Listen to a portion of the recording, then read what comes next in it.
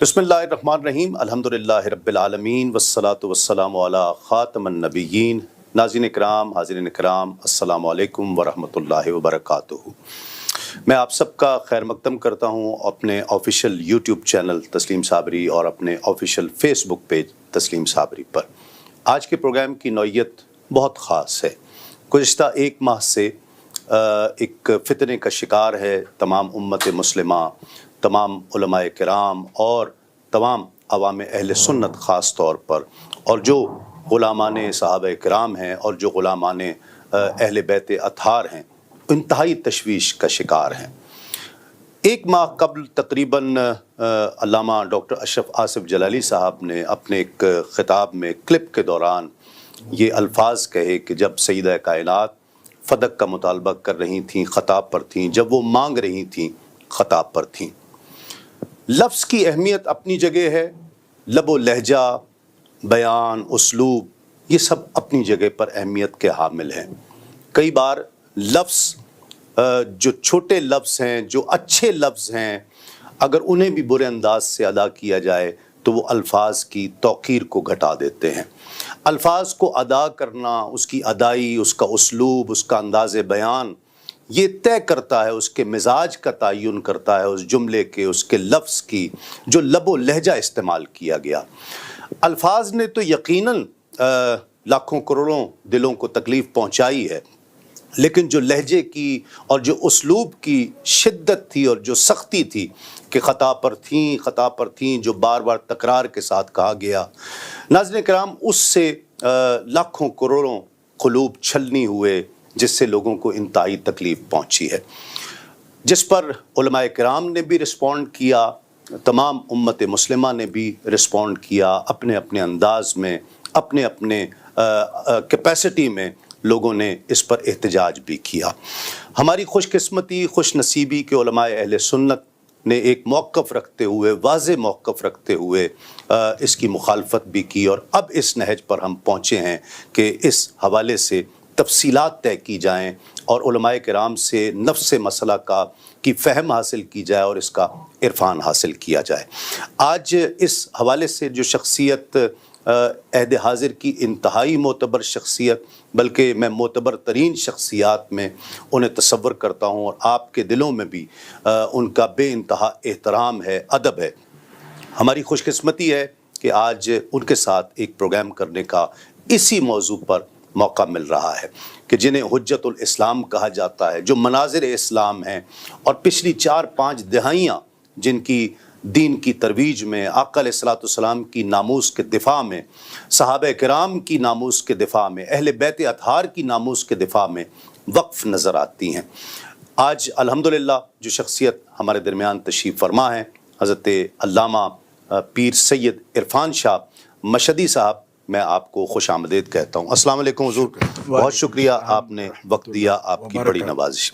और नाज़रीन किराम, दूसरी शख्सियत जो हमारे दरमियान आज तशरीफ़ फरमा है, और यूँ समझ लीजिए कि इस नशिस्त की भी आप सदारत फरमा रहे हैं और इसके अलावा इस तहरीक की सरबराही एक सैयद होने के नाते कि यकीनन जहाँ लाखों करोड़ों क़ुलूब छलनी हुए हैं, जो हम जैसे लोगों को तकलीफ़ पहुँची है, तो सादात की तकलीफ़ का आलम क्या होगा, उन्हें किस तरह की तकलीफ़ हुई होगी कि उनकी तो वो जद्दाए मोहतरमा हैं कि जिनकी बारगाह में ऐसी ज़ुबान दराज़ी और ऐसी जसारत की गई है। तो आप अल्हम्दुलिल्लाह इस तहरीक की यूँ समझ लीजिए कि सरबराही फरमा रहे हैं और कोशिश कर रहे हैं कि इस मुल्क पाकिस्तान को और पूरी दुनिया के मुसलमानों को फ़िरकावारियत से बचाया जाए, और इसमें बहुत मिसाली और अहम तरीन किरदार अदा कर रहे हैं जानशीन अमीर मिल्लत क़िबला मेहरुल मिल्लत हुज़ूर क़िबला पीर सैयद मुनव्वर हुसैन शाह साहब जमाती।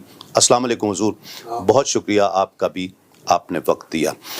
आगाज़ क़िबला मुर्शिद यहाँ से करते हैं कि जो लफ्ज़ इस्तेमाल किया और जिस लहजे के साथ इस्तेमाल किया, इसकी हैसियत क्या है? बिस्मिल्लाहिर्रहमानिर्रहीम। मोहतरम जनाब तस्लीम साबरी साहब हाफ़िज़हुल्लाह ताला, और हमारी इस नशिस्त में صاحب صدر جناب شیخ طریقت قبلہ پیر سید منور حسین صاحب شاہ صاحب جماعتی مدظلہ علی پور سیدہ شریف جانشین امیر ملت رحمۃ اللہ. گزارش یہ ہے کہ ہمارا دین اسلام ہے، بے شک مذہب اہل سنت و جماعت، اصول میں ہم ماتریدی ہیں، جی فروع میں فقہ حنفی کے ہم متبع ہیں. فروع اور فقہ میں ہمارے پیشوا امام اعظم ابو حنیفہ نعمان بن ثابت رضی اللہ تعالیٰ عنہ ہیں. بے شک. اصول علم کلام میں امام ابو منصور ماتریدی رحمۃ اللہ علیہ ہمارے پیشوا ہیں، جبکہ اہل سنت کے پیشواؤں میں اصول میں علم کلام میں امام ابو الحسن اشعری جی رحمۃ اللہ تعالیٰ علیہ بھی اہل سنت کے پیشوا ہیں. جی اگرچہ ترجیحاً ہم حنفی لوگ علم کلام میں امام ابو منصور ماتریدی کے متبع ہیں. جی. اس کے علاوہ جو چاروں فقہ کے بانی ہیں، مجتہد مطلق ہیں، امام شافعی، امام احمد بن حنبل، امام مالک بن انس، یہ اہل سنت کے امام ہیں. جی. فروع میں فرق کے باوجود اصول میں وہ ہم اور وہ عقائد میں ایک ہی. ٹھیک ہے. ہماری لب و لہجہ، اسلوب بیان اور اس کو طے کرنے میں ہمارے جو اصولیین ہیں جی انہوں نے بہت محنت کی ہے. خاص طور پر اصولیین یعنی اس سے مراد علم کلام کے اصول والے بھی ہیں، علم فقہ کے اصول والے بھی ہیں، لیکن لب و لہجہ جو ہے اس کی ترتیب میں، تشکیل میں زیادہ کردار اصولیین سے بھی بڑھ کر جی صوفیاء کرام کا ہے. جی. مسئلہ یہ ہے کہ ہمارے جو اسلوب ہے بیان کا، لہجے کا اور زبان کا، باڈی لینگویج کا، سب اس کی جو تشکیل ہے اس میں علماء اصولیین اور اس میں پھر مختلف اصول جو ہیں ان کے لوگ جو ہیں وہ تو الفاظ کی بات کرتے ہیں، جی. رویوں کی یا آپ کی اشارات کی یا آپ کے جو جس کو ہم ایک جسمانی جو زبان ہے جی. اس کو کہتے ہیں. اس کے تعین میں صوفیاء کرام نے، اولیاء اعظام نے ہمیں اہل سنت و جماعت کو ادب کی تربیت دی. جی ہاں. اس کے علاوہ ہماری آواز کا جو زیر و بم ہوتا ہے اور اس میں اتار چڑھاؤ ہوتا ہے، ادب جو ہے نا، قرآن پاک کا ادب یہ بھی ہے کہ بارگاہ نبوی کا ادب خود قرآن پاک نے بھی سکھایا. بے شک. آواز کیسی ہونی چاہیے؟ تو جی ہاں. آوازیں پست رکھو. آواز لا ترفعوا اصواتکم فوق صوت النبی. اور آگے جا کے یہ فرمایا کہ ان الذین ینادونک من وراء الحجرات اکثرهم لا یعقلون. اللہ اللہ. پھر یہ ہے کہ دنیا کی بڑی بڑی تہذیبیں ہیں، ان کے اپنے آداب ہیں. جی. لوگ زیادہ سے زیادہ یہ کرتے ہیں کہ گیٹ کو یا باب کو، دروازے کو اگر ناک کر لیا تو یہ معراج ہے. جی. کہ مطلب یہ کہ اذن طلب کر لیا، دروازہ ناک کر دیا. لیکن بارگاہ نبوی کا ادب جب سکھایا رب نے تو یہ کہا کہ لو انہم صبروا حتی تخرج الیہم لکان خیر لہم. اللہ اگر یہ صبر کر لیتے دروازہ بھی ناک نہ کرتے اللہ اللہ اللہ اور باہر بیٹھے انتظار کرتے یہاں تک کہ تو حبیب ان کی طرف آئے، جی آپ آئیں ان کی طرف، جی اتنا صبر کرتے تو لکان خیر اللہم، یہ ان کے لیے کتنا بہتر ہوتا۔ سبحان اللہ سبحان اللہ اسی سے آپ اندازہ فرما لیں کہ نبی صلی اللہ تعالی علیہ وسلم کی عظمت، آپ کی حیثیت، آپ کا مرتبہ، آپ کا مقام یہ ہے کہ قرآن پاک صرف اللہ کی عبادت کے احکام نہیں سکھاتا، واہ حبیب علیہ السلام کے ساتھ آپ نے کیسے پیش آنا ہے اس رویے بھی بتاتا ہے، واہ واہ واہ آواز کی سیٹنگ بھی بتاتا ہے۔ کیا بات، اب قرآن کو ہی جی ہاں یعنی کہ ساؤنڈ کو ایک اس کے کور کرنے کا یا ایک اس کو ساؤنڈ کتنی ہونی چاہیے، بنیادی طور پر قرآن کے موضوعات میں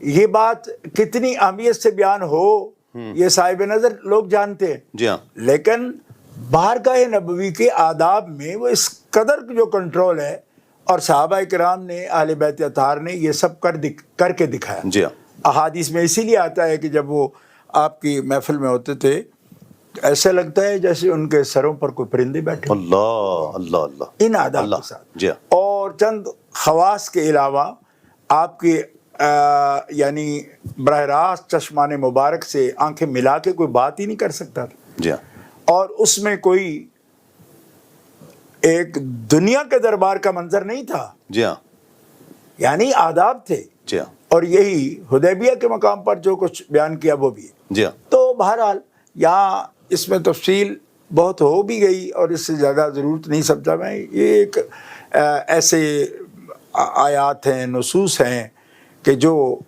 ملت کی رہنمائی کرتے ہیں۔ ٹھیک، اچھا جو عرض کر رہا تھا اس میں جو جلالی صاحب کا جو انداز تھا اور جو لب و لہجہ تھا، جی لوگ کہتے ہیں جی ہمیں اس سے بھی لفظوں سے زیادہ اس لہجے کی بھی تکلیف ہوئی ہے، جس طرح آپ نے بھی فرمایا کہ ہمیں ادب سکھایا گیا ہے۔ ادب، بات یہ ہے کہ دیکھیں میرا بنیادی طور پر طریق یہ ہے کہ نظریے کو میں پرکھنے کا، جائزہ لینے کا، جانچنے کا میں حامی ہوں۔ ٹھیک ہے شخصیات پر زیادہ بحث کرنے کو میں مفید نہیں سمجھتا کہ فلاں آدمی کا لہجہ یہ کیسا ہے، وہ کیسا بولا۔ ہمیں یہ گفتگو کرنی ہے کہ ہمیں کیسے بولنا چاہیے، ٹھیک ہے سب کو کیسے بولنا چاہیے، ٹھیک ہے ٹھیک ہے۔ ٹھیک یہ سطح میرے خیال میں یہ نوجوان لوگ ہیں جی جن کا آپ نام لے رہے ہیں، وہ بھی نوجوان ہیں، جی میں نے تو ان کو بہت، چونکہ بچے تھے تب سے دیکھا ہوا ہے۔ جی ہاں، اس آپ لیے آپ کے تو مریدین میں سے، آپ کے شاگردوں میں سے، ہاں میں یہ بات عرض کرتا ہوں کہ میں یہ چاہتا ہوں کہ ہم جب بھی بات کریں تو اس بنیادی طور پر ان اصولوں کی کریں، ان ضوابط کی کریں، ان نظریات کی کریں، ٹھیک ہے کہ بجائے شخصیات کو ہم ٹھیک ہے تنقید کریں، کرٹیسائز کریں، ہم ان کی بات کا بھی جائزہ اس نظریے کی صورت میں لیں گے۔ ٹھیک ہے ٹھیک ہے، ٹھیک ہے، میں اس سمجھ گیا۔ لیے کہ لوگوں کے اپنے روٹس ہوتے ہیں، جی ہاں نسب میں بھی روٹس ہوتے ہیں، جی ہاں ٹھیک ہے، ان کی مجلس کا اثر ہوتا ہے، مختلف ایسے عوامل آتے ہیں جس کے اندر بندہ نئے نئے اثرات بھی قبول کرتا ہے، ٹھیک ہے بحث کے، ڈیبیٹ کے۔ جی تو میں یہ آپ سے عرض کرتا ہوں کہ جو کچھ ہم نے دیکھا بار بار، چونکہ آج سوشل میڈیا ہے، بڑا ایکٹیو ہے، جی ہاں اور بار بار ان کے وہ جو ہے نا کلپس بھی دیکھے، یہ چیزیں سامنے آئیں، تو میں یہ علی وجہ البصیرہ جی بالکل یہ بات عرض کر سکتا ہوں کہ سیدہ پاک کے جو آداب ہیں نا، جی وہ ہمیں باوجود اس کے کہ سیدہ طیبہ طاہرہ وہ نہ تو نبیہ ہیں، جی بے شک ٹھیک ہے جی، بے شک، اور نہ وہ رسول ہیں، صاحب شریعت ہونا، صاحب وحی ہونا، یہ عقیدے نہیں ہمارے، جی ٹھیک ہے، ٹھیک ہے، عورتوں میں نبی کوئی ہوئی نہیں۔ ٹھیک ہے دوسرا معصوم شرعی وہ نہیں ہے، جی معصوم شرعی صرف انبیاء کرام ہیں، رسول اعظام ہیں، ملائکہ ہیں، جی بے شک، یہ معصوم شرعی ایک مستقل اصطلاح ہے، جی ہاں ٹھیک ہے جی، وہ نہیں ہے۔ جی ہاں لیکن میں جو سمجھانا چاہتا ہوں سب کو، اور خود بھی الحمدللہ میں علی وجہ البصیرہ کہہ رہا ہوں۔ علی وجہ البصیرہ کا مطلب یہ ہوتا ہے کہ دل کی آنکھ سے جس کو دیکھا جائے۔ جی بصیرت ہوتی دل کی آنکھ، جی ہاں، ایک سر کی آنکھ ہے، بصارت ہے، ایک بصارت بصیرت ہے، یہ بصیرت ہے۔ جی ہاں، علی وجہ البصیرہ میں یہ سمجھتا ہوں کہ اللہ کے نبی، اللہ کے رسول علیہ السلام، اور خاص طور پر جناب آقا و مولا جناب محمد رسول اللہ صلی اللہ علیہ وآلہ واصحابہ وبارک وسلم، آپ کی جو عزت ہے وہ حقیقت میں اللہ جل شانہ کی عزت ہے۔ بے شک، وَلِلَّهِ الْعِزَّةُ وَلِرَسُولِهِ وَلِلْمُؤْمِنِينَ وَلَكِنَّ الْمُنَافِقِينَ لَا يَعْلَمُونَ، یہ قرآن پاک کا ارشاد ہے بے شک، کہ اللہ تعالیٰ جل شانہ ہر عزت کا مالک ہے، سب عزتوں کا مالک اللہ ہے۔ ٹھیک ہے، اور اللہ جل شانہ نے اس کے بعد قرآن پاک میں یہ فرمایا وَلِرَسُولِهِ، اللہ کی عزت کے بعد اس کے رسول جناب محمد رسول اللہ کی عزت ہے، بے شک، بے شک، اور وہ اللہ نے عطا فرمائی۔ بے شک، اور مومنین، رسول گرامی کے توسل سے مومنین بھی عزت والے ہیں۔ بے شک، اسی لیے یہ بات جب ہم مقدسات کی بات کرتے ہیں تو ہم یہ بھول جاتے ہیں کہ مومن سارے کے سارے، امت ساری کی ساری، وہ بھی عزت کے لائق ہے حضور کے وسیلہ سے۔ بے شک، اور نبی صلی اللہ علیہ وسلم کی یہ حدیث پاک موجود ہے کہ اے کعبہ تیری بڑی حرمت ہے، جی لیکن ایک مسلم کی جو عزت ہے، اس کا مال ہے، اس کی عزت ہے، اس کا خون ہے، جی، اس کی حرمت تم سے بھی زیادہ ہے۔ ٹھیک، یعنی کعبے کی حرمت سے زیادہ تو ایک مومن کی حرمت ہے۔ جی، اور اس کو کئی احادیث مبارکہ میں رسول پاک صلی اللہ علیہ وسلم نے وضاحت فرمائی، عرفات کے دن بھی فرمائی، ٹھیک ہے، یعنی یوم عرفہ کو فرمائی، میدان عرفات میں فرمائی، جیسے یہ دن عزت والا ہے، جیسے یہ شہر عزت والا ہے، منتھ، مہینہ، جی ہاں، اور جیسے یہ رب کا گھر بیت اللہ عزت والا ہے۔ جی، اے کعبہ گواہ رہنا، محمد رسول اللہ ایک انسان کی تکریم بتا رہے ہیں، ٹھیک ہے، ایک مسلم کی تکریم بتا رہے ہیں۔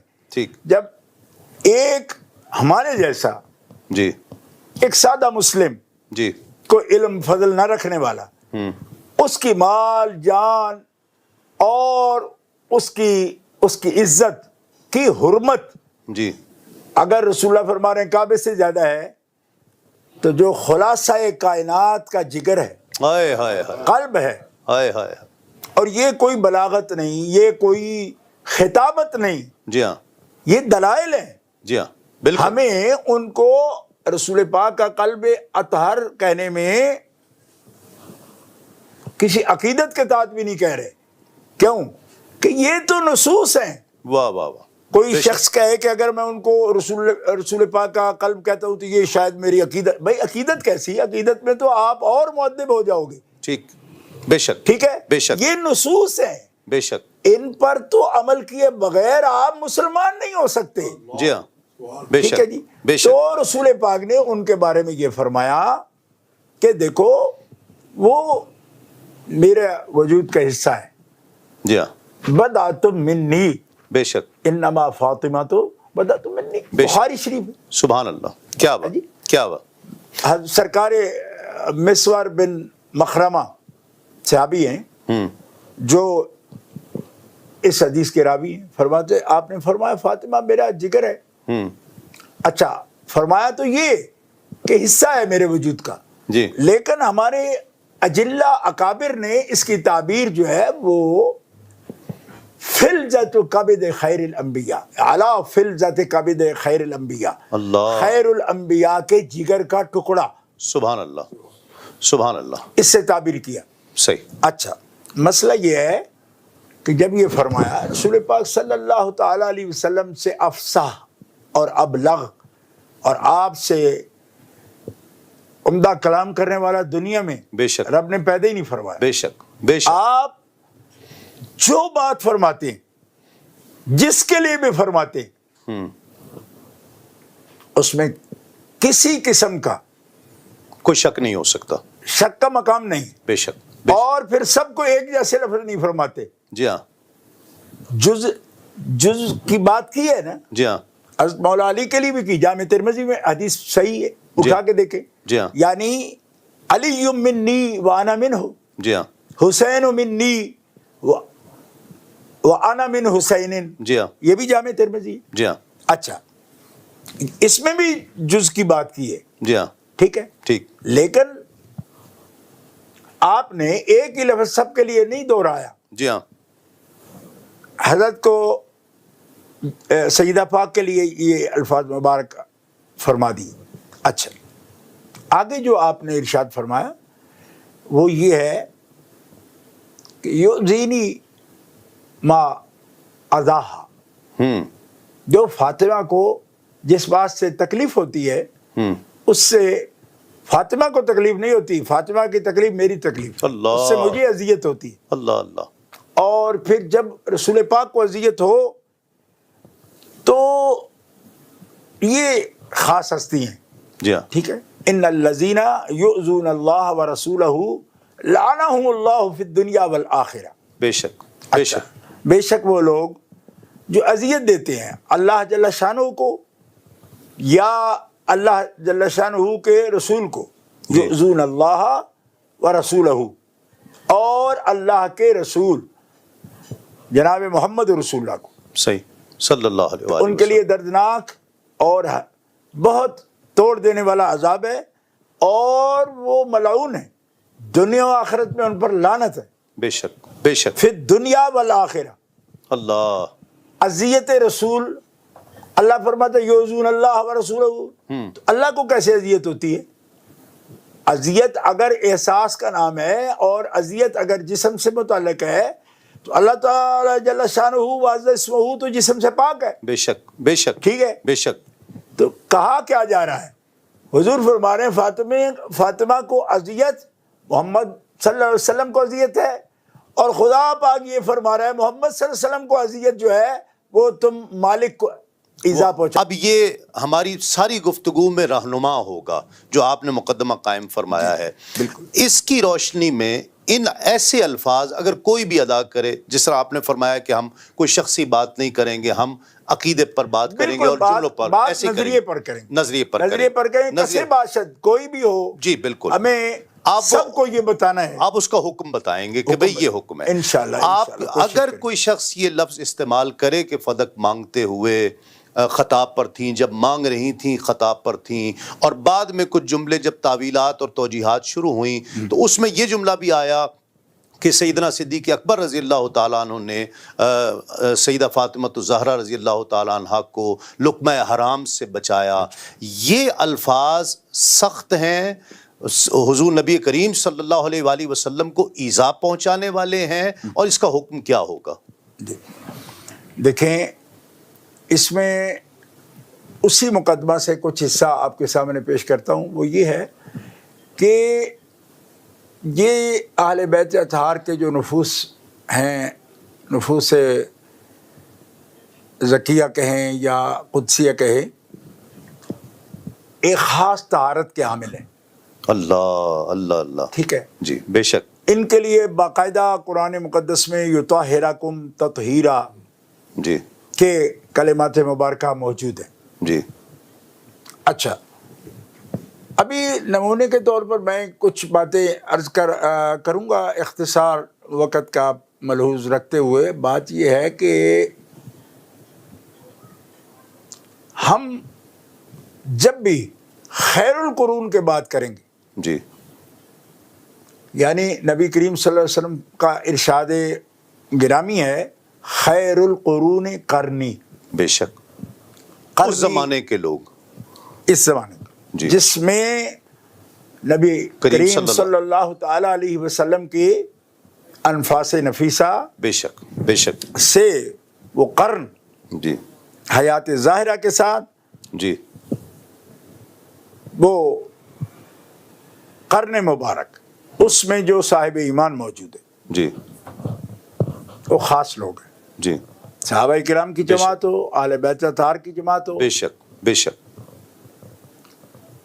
ایک بات تو پہلے ہی میں کھول دینا چاہتا ہوں، وہ یہ ہے کہ صحابہ کرام کا بہت بڑا مقام ہے، بے شک، بہت بڑا رتبہ ہے. بے شک. لیکن اس قرن مبارک میں جتنے بھی اہل بیت اطہار ہیں نا، جی ان کو دورہ شرف حاصل ہے. وہ سارے صحابی بھی ہیں. جی ہاں، اس بات کو کبھی نہ بھولنا چاہیے کہ وہ صحابی بھی ہیں، اہل بیت بھی ہیں. وہ دوہری نسبت ہے ان کی. واہ واہ واہ، سبحان یہ اللہ. شرف دورہ ہے جی ہاں، اور ان کے مرتبے بھی دورے ہیں. واہ واہ واہ، سبحان اللہ. ان کے اعمال کا ان کے جو اجر ہے وہ بھی دورہ ہے. اجرہا مرتین. سبحان اللہ. قرآن پاک میں 22ویں پارے کی پہلی آیت میں یہ فرمایا گیا ہے کہ اے اہل بیت نبی آپ خاص ہو. جی اور یہاں پہ امہات المومنین کو مخاطب کرتے ہوئے قرآن پاک یہ کہہ رہا ہے کہ من یقنت منکن للہ ورسولہ وتعمل صالحا نؤتها اجرہا مرتین. اللہ، سبحان اللہ. اگر ایک مومن نیکی کرتا ہے تو اس کو من جاء بالحسنات فلہ عشر امثالہا، جی اس کے اجر 10 ہیں. جی ہاں، ٹھیک ہے. جی ہاں، اور اہل بیت نیکی کریں تو 20 ہیں. سبحان اللہ، سبحان اللہ، سبحان اللہ. ہیں. اور اگر اس کی کوئی ہمارا جو مقدس جماعت اہل سنت و جماعت ہے وہ دیکھنا چاہے تو دیکھ سکتی ہے. اس کو احادیث میں بھی موجود ہیں. ٹھیک جی. ٹھیک. حضرت جعفر طیار کے بارے میں رضی اللہ تعالیٰ عنہ کے بارے میں نبی علیہ السلام فرماتے میں نے جنت میں دیکھا اونچا اڑتے ہیں واہ، عبداللہ بن رواحہ سے اور زید بن حارثہ سے. سبحان اور اللہ. آپ جانتے ہیں غزوہ موتا میں یہ شہید ہوئے ہیں رومیوں کے مقابلے میں. جی ہاں، تو رسول پاک فرماتے ہیں میں نے اپنے اللہ سے عرض کی مالک ایک ہی غزوہ میں ایک ہی کاز کے لیے ایک ہی وقت میں تینوں شہید ہوئے اور تینوں میرے اپنے ہیں. جی جعفر بھی میرا اپنا ہے. جی زید بن حارثہ کا تو آپ جانتے جی ہاں، رسول پاک صلی اللہ علیہ وسلم کے متبنہ جی ہاں، یعنی آپ بیٹا کی وہ ساری آیات بھی جی ہاں. سامنے. زید بن حارثہ، عبداللہ بن رواحہ بڑے خاص صحابی ہیں. یا رسول یا اللہ یہ تینوں ایک ہی وقت میں شہید ہوئے تو جعفر کی پرواز جنت میں بلند کیوں ہے؟ واہ واہ. میرے لیے تو تینوں ہیں. ہوں، فرمایا حبیب اس طرف دھیان کرو کہ ایمان میں نفس صحابیت میں تو برابری ہے ان کے ہاں، جی ہاں. لیکن جعفر میں اضافہ اس لیے ہے کہ جعفر تیرا اہل بیت بھی ہائے ہے. ہائے ہائے، سبحان اللہ. تو اس کے پروں میں جو طاقت ہے جس سے وہ جنت میں پرواز کر رہا ہے تو دوہرا مقام ہے اس کا. سبحان اللہ. جب صحابی ہونے کا بھی مقام اس سے حاصل ہے اور آپ کے اہل بیت ہونے کا بھی شرف انہیں حاصل ہے. بے شک. تو اس لیے میں یہ وضاحت اس لیے کی میں نے کہ صحابہ کرام علیہم الرضوان اہل بیت اطہار علیہم الرضوان مقدس جماعت ہے، ان کے بڑے اجر ہیں. جی. لیکن آپ جانتے ہیں کہ اجر میں بھی حسب مراتب فرق ہے. جی ہاں، فتح مکہ سے جو پہلے لوگ ہیں جی ہاں، اولئک اعظم درجۃ من الذین انفقوا من بعد وقاتلوا وکلا وعد اللہ الحسنى. اللہ، بے اس شک میں کسی کو کلام نہیں ہے. بے شک. مجاہد صحابہ کے اور مقام ہے، جی ہاں، گھر میں بیٹھنے والوں کے اور مقام ہے. جی ہاں، ان کے درجات کا فرق ہے. قرآن کہتا ہے یہ برابر نہیں ہے. لا یستوی القاعدون من المؤمنین غیر اولي الضرر والمجاہدون فی سبیل اللہ باموالہم وانفسہم فضل اللہ المجاہدین باموالہم وانفسہم علی القاعدین درجہ وکلا وعد اللہ الحسنى. سبحان اللہ. تو یہ درجہ کا مراتب کا جو فرق ہے وہ قرآن پاک خود بیان فرما رہا ہے. ٹھیک سابقون الاولون کے درجے، والسابقون السابقون اولئک هم المقربون. تو اس کو کوئی چیلنج نہیں کر سکتا. ٹھیک. یہ قرآن پاک. اب سیدہ کا مقام جو ہے صحابیت میں، سیدہ کا مقام اہل بیت ہونے میں، سیدہ کا مقام سارے اہل بیت میں سب سے محبوب ہونے میں رسول پاک کے. سبحان اللہ. ٹھیک ہے. سبحان اللہ. سیدہ کا مقام دین اسلام کے لیے، اللہ کے لیے ان کا مشکلات کا مقابلہ کرنا، رسول پاک صلی اللہ تعالی علیہ وسلم کے ساتھ ہر تکلیف میں. جی ہاں، بیت اللہ شریف کے صحن میں جب کسی نے آپ پر کچھ ایسی نامناسب چیز ڈالی جی، تو اتارنے والی 5-6 سال کی بچی سیدہ یہ کائنات. خاتون جنت تو ہے. اللہ اللہ. 3 سال ابا جان کے ساتھ شیخ ابی طالب میں مکے والوں کو بائیکاٹ برداشت کرنے والی یہ سیدہ تو ہے. بے شک بے شک. اور بہنوں کو تلقین کرنے والی کہ اپنی بھوک اور اپنی پیاس کو رسول اللہ صلی اللہ علیہ وسلم کے سامنے ظاہر نہ ہونے دینا. اللہ، تو عمر میں چھوٹی ہو، بڑی بہنوں کو تلقین کرے. کیا بات، کیا بات، کیا مقام، کیا مقام. یعنی اگر کوئی یہ سمجھتا ہے کہ کوئی ایسی تکلیف بھی ہے جو دوسرے مسلمانوں تو برداشت کی، سیدہ نے نہیں کی. جی، ہم یہ بات میں عرض کرنا چاہتا ہوں اور سب کی خدمت میں عرض کرنا چاہتا ہوں، نوجوان علماء کو، بچوں کو، سب کو سمجھانا چاہتا ہوں کہ دیکھو، ہم بحیثیت سید کوئی جذباتی بات کر رہے ہوں اور جذباتی لگاؤ ہم رکھتے ہوں تو اس کا اظہار کرتے ہوں، وہ تو بات ہی بڑی بات کی ہے اور دور کی ہے. جی ہاں، ان کی خدمات ایسی ہیں کہ انکار کر کوئی نہیں سکتا. اس میں نہ کوئی اولاد ہونے والی بات ہے، نہ سید ہونے کی وجہ سے ہم یہ بات کر رہے ہیں. مجھے آپ بتائیں کہ یہ 3 سال جو بائیکاٹ کے ہیں، نہیں تو آپ کو کتنا عرصہ ہوا سب گھروں میں بیٹھے ہوئے، 2 مہینے 3 مہینے ہوئے ہیں، تو کیا حالات ہو رہے ہیں آپ کے؟ 3 سال کتنے ہوتے ہیں؟ شیب ابی طالب میں. آپ کے ایک فون پر گھر میں ڈلیوری آ جاتی ہے. جی ہاں، پھر بھی آپ شکوہ کو نہ ہو کہ جناب یہ کیا ہے، بندشیں ہیں. جی ہاں، اور وہاں تو بائیکاٹ تھا، سوشل بائیکاٹ. سوشل بائیکاٹ میں اور عمر مبارک کیا ہے سیدہ کی. اور جن کو احساس ہو اللہ کے رسول کی تکلیف کا، کہ ان کو پریشانی، اپنا پریشان چہرہ دکھا کے ہمیں ان کو پریشان نہیں کرنا. صحیح، بے شک، بے شک. یہاں ارباب فکر و دانش کو اور دانش و بینش کو اور اصحاب علم کو میں یہ بتانا چاہتا ہوں کہ وہ سابقون الاولون میں بھی ہیں. جی ہاں، سابقون الاولون میں بھی ہیں، ہر قربانی میں شامل ہیں، تفہیم دین میں براہ راست رسول اللہ صلی اللہ علیہ وسلم سے اقتصاد فرما رہی ہیں. جی ہاں، آپ کے سامنے تربیت پا رہی ہیں، آپ سے تعلیم پا رہی ہیں، اور آپ کی نگاہوں سے آپ فیض حاصل کر رہی ہیں. ان مراحل کو کبھی نہ بھولنا چاہیے. بے شک، بے شک. اور آپ کی خوشی، آپ کا غم اور آپ کی تکلیف، جو چیز آپ کو غصہ دلاتی ہے، جو شخص حضور کی وجہ سے آپ سے محبت کرتا ہے، جی، ان سب باتوں کی نسبت حضور نے اپنی طرف کی. اس سے عقیدت رکھنا یہ مجھ سے عقیدت ہے. بے شک. اس کے خلاف ہونا میرے خلاف ہونا ہے. اس کو اذیت دینا مجھے اذیت دینا ہے.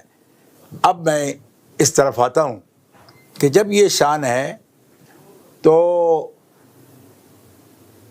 آپ کوئی بھی شخص ہو، یا اس وقت جس شخص کی بات نے پورے ملک میں فتنہ کھڑا کر دیا، جی، دلوں کو زخمی کر دیا، میں یہ بات کرنا چاہتا ہوں کہ سیدہ پاک کی خطا کا لفظ بولنا صریحاً بے ادبی ہے، اللہ، گستاخی ہے. اللہ، آپ کی شان کے لائق ہی نہیں ایسا کلمہ. اللہ. اس پر ہمارے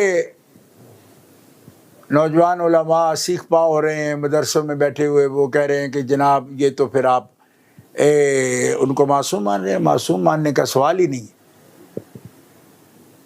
اور پھر معصوم کوئی مانے گا تو اس کو کیا فائدہ ہوگا معصوم مان کے؟ کیوں کہ آپ بعد میں جو تشریحات کر رہے ہو اس میں تو معصوموں پر بھی خطا کا لفظ بول رہے ہو، تو معصوم کہنے سے کسی کا کیا فائدہ ہے؟ اللہ، اللہ، اللہ. یا تو پھر معصوموں کو پر آپ خطا کا لفظ نہ بولو. جب معصوموں پر بھی بول رہے ہو تو معصوم کہہ کے بھی کسی کا کیا فائدہ ہے؟ جی ہاں، اور اہل سنت و جماعت تو کہیں گی نہیں، صحیح. کیونکہ ان کو پتہ ہے کہ عصمت جو شرعی ہے نا، معصوم شرعی، یہ بات یاد رکھیں، معصوم شرعی جس کو بولتے ہیں وہ انبیاء کرام ہیں، رسول اعظام ہیں اور ملائکہ کرام ہیں. جی ہاں. ٹھیک ہے. اس لیے آپ جو اس کو فوراً اس معنی میں لے لیتے ہو یہ تو معصوم ماننے والی بات ہو گئی. کیوں معصوم ماننے والی بات ہو گئی؟ کیوں کہ جن کو آپ معصوم کہہ رہے ہو جی ہاں ان کو بھی خطا پر کہہ رہے ہو اور دلائل دے رہے ہو. جی فلاں مولوی صاحب نے تفسیر میں لکھا ہے، فلاں نے فلاں کتاب میں لکھا ہے کہ وہ انبیاء سے خطا ہوتی ہے، اور اس کو بھی آپ بغیر کسی قید کے کہہ رہے ہو. جی ہاں اور بغیر قید کے انبیاء کرام علیہ السلام اور انبیاء کرام علیہ السلام یا رسول اعظام علیہ السلام کے بارے میں خطا کی بات کرنا بغیر قید کے. ایک شخص کہنے لگا قید تو اجتہادی کی لگا رہے ہیں کہ خطا اجتہادی لکھا ہے. او خدا کے بندے، خطا اجتہادی تو وہاں ہو سکتی ہے جہاں اجتہاد ہو. اللہ. تو کیا انبیاء کرام امور شریعت میں، احکام شریعت میں اجتہاد کرتے ہیں؟ یعنی کچھ ہوش سے بات کرو. انبیاء کرام تو اللہ کے اذن کے بغیر ایک قول نہیں کرتے. جی ہاں اجتہاد کیا چیز ہوتی ہے؟ صحیح. اور یہ جو اجتہاد کے لفظ آپ دیکھ رہے ہو، اس میں غور کرو کہ یہ اجتہاد وہ اجتہاد نہیں ہے کہ جس کو قرآن، سنت، اجماع امت کے بعد چوتھے درجے میں قیاس میں جو اجتہاد آتا ہے مجتہد کا، جی وہ اجتہاد والا مطلب اصطلاحی اجتہاد وہ مراد نہیں لیا جاتا. اس میں جہد کے معنی میں آتا ہے کوشش. کیسے؟ بطور مثال سمجھ لو، یہ لغوی اجتہاد ہے جس کو آپ اصطلاحی اجتہاد کہہ رہے ہو. کیوں کہ انبیاء کرام تو صرف وحی کے تابع ہیں، اللہ کی وحی کے تابع ہیں. جی تو جہاں وحی موجود ہوگی وہاں اجتہاد کا کیا مطلب ہوگا؟ اور جو وحی کی تفہیم میں یا نبی صلی اللہ علیہ وسلم یا انبیاء کرام علیہ السلام کی تعلیمی زندگی اور تعلیمی حیثیت میں جو تفہیم کے لیے کوشش کریں گے وہ لغوی اجتہاد ہے.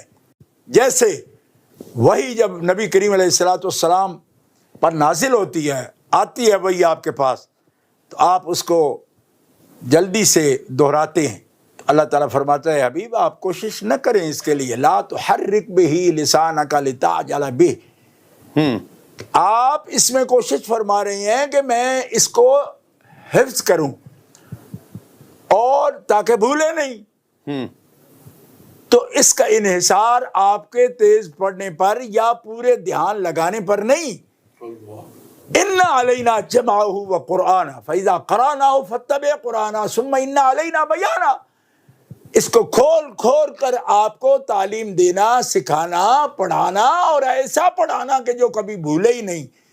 یہ کوشش پر اس کا انحصار نہیں، یہ رب کی عطا پر ہے، سبحان اللہ کے فضل سے. سبحان لہذا کوشش وہ جو لغوی تھی نا، جی لغوی جہد کے معنی میں، اس سے بھی روکا جا رہا ہے.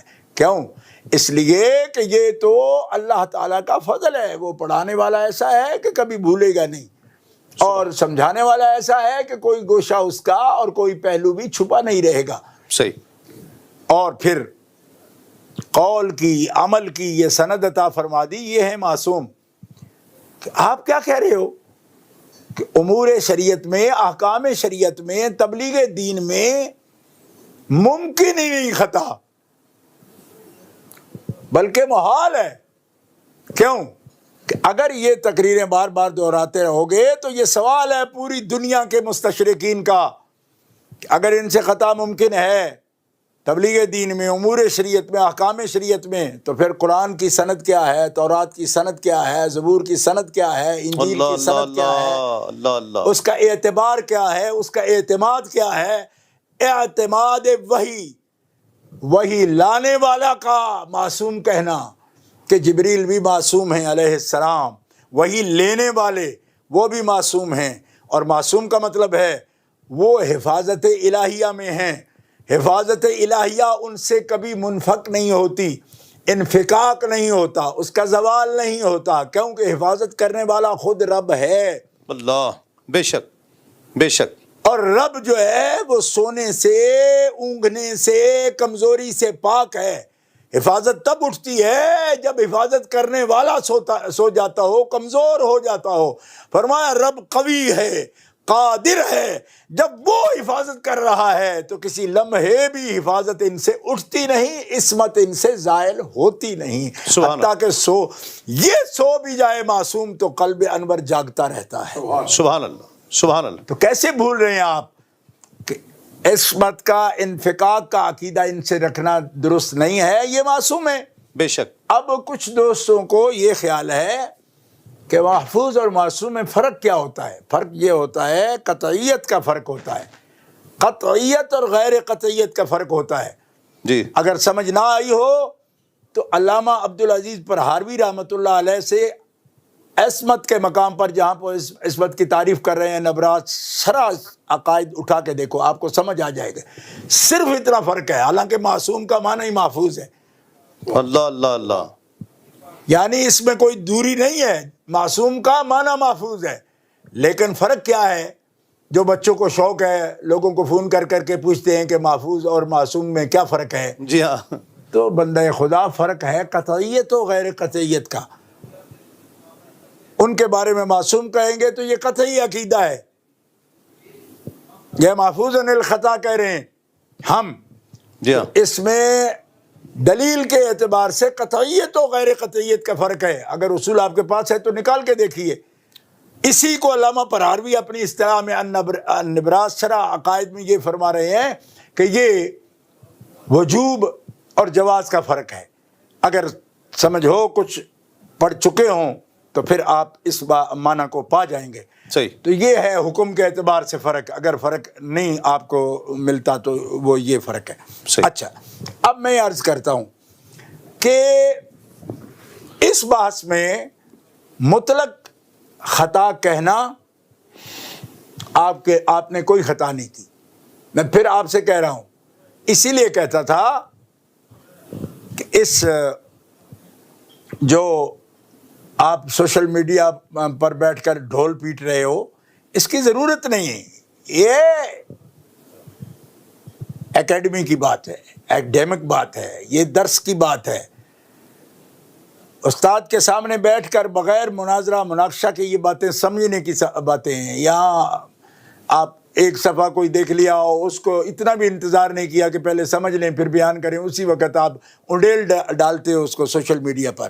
یہ کوئی تحقیق کا طریقہ ہے؟ مجھے بھی یہ سمجھانے کے لیے انتہائی افسوس سے بیٹھنا پڑا اسی میڈیا پر. کیوں؟ اس لیے کہ جب کوئی اپنے کان بند کر لیتا ہے، کسی کی سننے کو تیار نہیں ہوتا تو کیا کریں پھر؟ کس طرح؟ اوروں کو بھی تو بچانا پڑتا ہے نا. جی ہاں. پوری امت کا بھی تو حق ہے نا کہ وہ بات کو سمجھے. جی. تو کسی شوق میں ہم اور کسی ریٹنگ کے لیے نہیں بیٹھے. میں آپ سے کہہ رہا ہوں یہ ایک عمر تک شوق ہوتے ہیں، اور جب کوئی حقیقت کو پا جاتا ہے نا تو اس کو سب سمجھ آتی ہے. ان باتوں کی ضرورت نہیں رہتی. میں گزارش یہ کر رہا ہوں کہ خدا کے بندو ان باتوں کو سمجھو. بتائیے مانگنا خطا ہے؟ اللہ. ایک بیٹی باپ کے اگر ورثے سے کچھ مانگتی ہے تو اس کو خطا کون کہتا ہے؟ اللہ. ٹھیک ہے، ان کے احکام خاص ہیں. مثلا طور کلام کے طور پر میں آپ کو ایک بات سمجھاتا ہوں.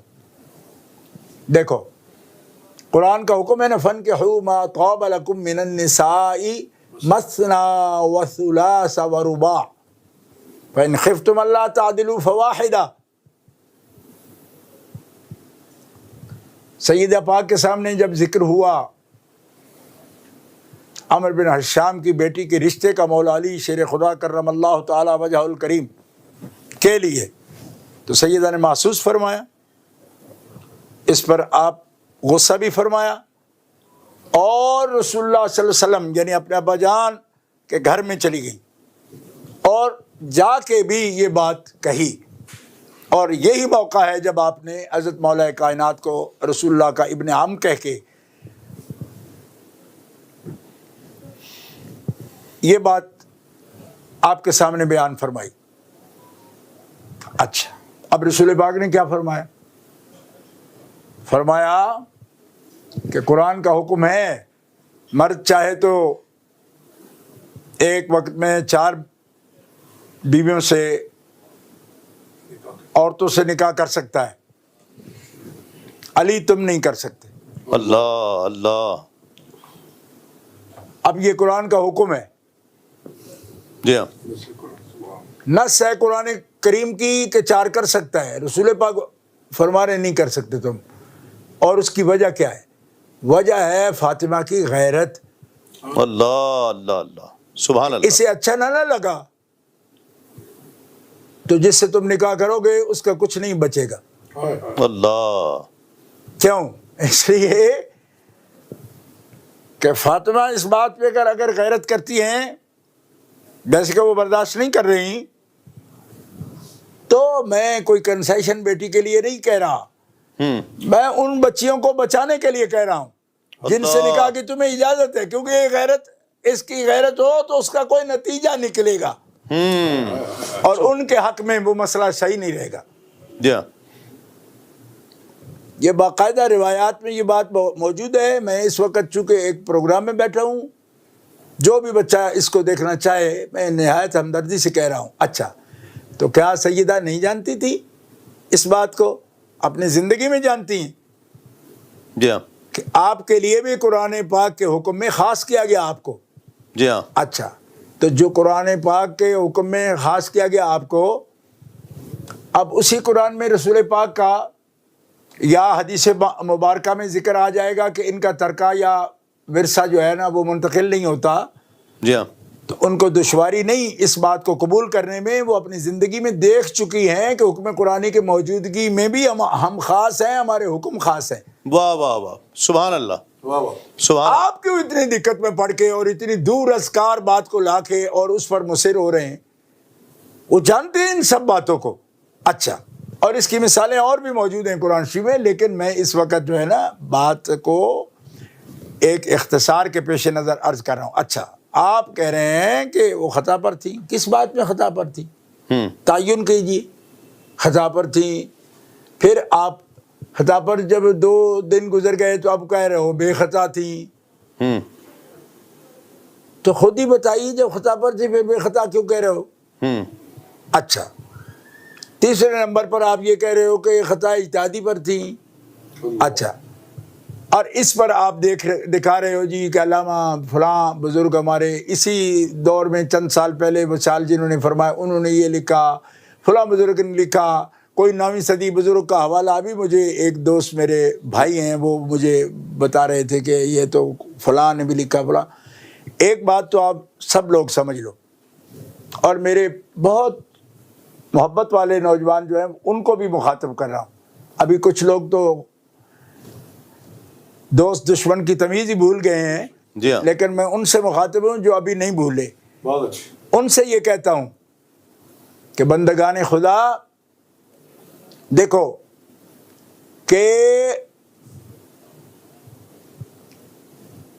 خطائے اجتہادی, امکان کی بات, یہ ساری باتیں آپ کو کچھ ہوش ہے کہ آپ کس کی وکالت کر رہے ہو؟ اللہ اللہ اللہ. آپ کو معلوم ہی نہیں. اللہ. اور میرے لیے اس کا احساس ہونا بڑا تکلیف دہ تھا. ہمارے پنجاب میں کہتے ہیں اور تینوں گلیا سی لال خریدنے نو تے در بیٹھے ہنگ جوین. اللہ. اللہ کے بندو, یہ موقف کہ خطا اجتہادی ہے, یہ سپورٹ کس کو کرتا ہے؟ کچھ سمجھ ہے آپ کو؟ آپ کہہ رہے ہو جی فلاں تو رافضیوں کے ساتھ بیٹھ گیا, فلاں کے ساتھ بیٹھ گیا. آپ جو کر رہے ہو یہ آپ وکالت ہی رافضیوں کی کر رہے ہو. اللہ اللہ اللہ. اور سن لو مجھ سے, میں جذبات میں نہیں کہہ رہا. سیدہ کا اجتہاد ثابت کرنا اور قول کرنا, پھر اس کو خطا اجتہادی سے تعبیر کر دینا جیسے کہ آپ کر رہے ہو, اس کا سب سے زیادہ فائدہ رافضیوں کو ہے. کیوں کہ پھر وہ کہہ سکتے ہیں نا کہ مجتہدہ تو وہ تھی نا, پھر خطا پر تو تم کہہ رہے ہو نا. اس کا مطلب ہے جو بھی مجتہد کے قول پر عمل کرتا ہے اس کو بھی تو پھر ایک اجر ملتا ہے نا, اگرچہ وہ مجتہد مختی بھی ہو تب. اہل سنت کے اصول کے مطابق. اللہ اللہ. اس کا مطلب ہوا کہ شیعہ اگر بقول تمہارے سیدہ کے خطا کی بات کر کے جو اجتہاد مان رہے ہو، اس کو ہی قول اگر مختار مانا جائے.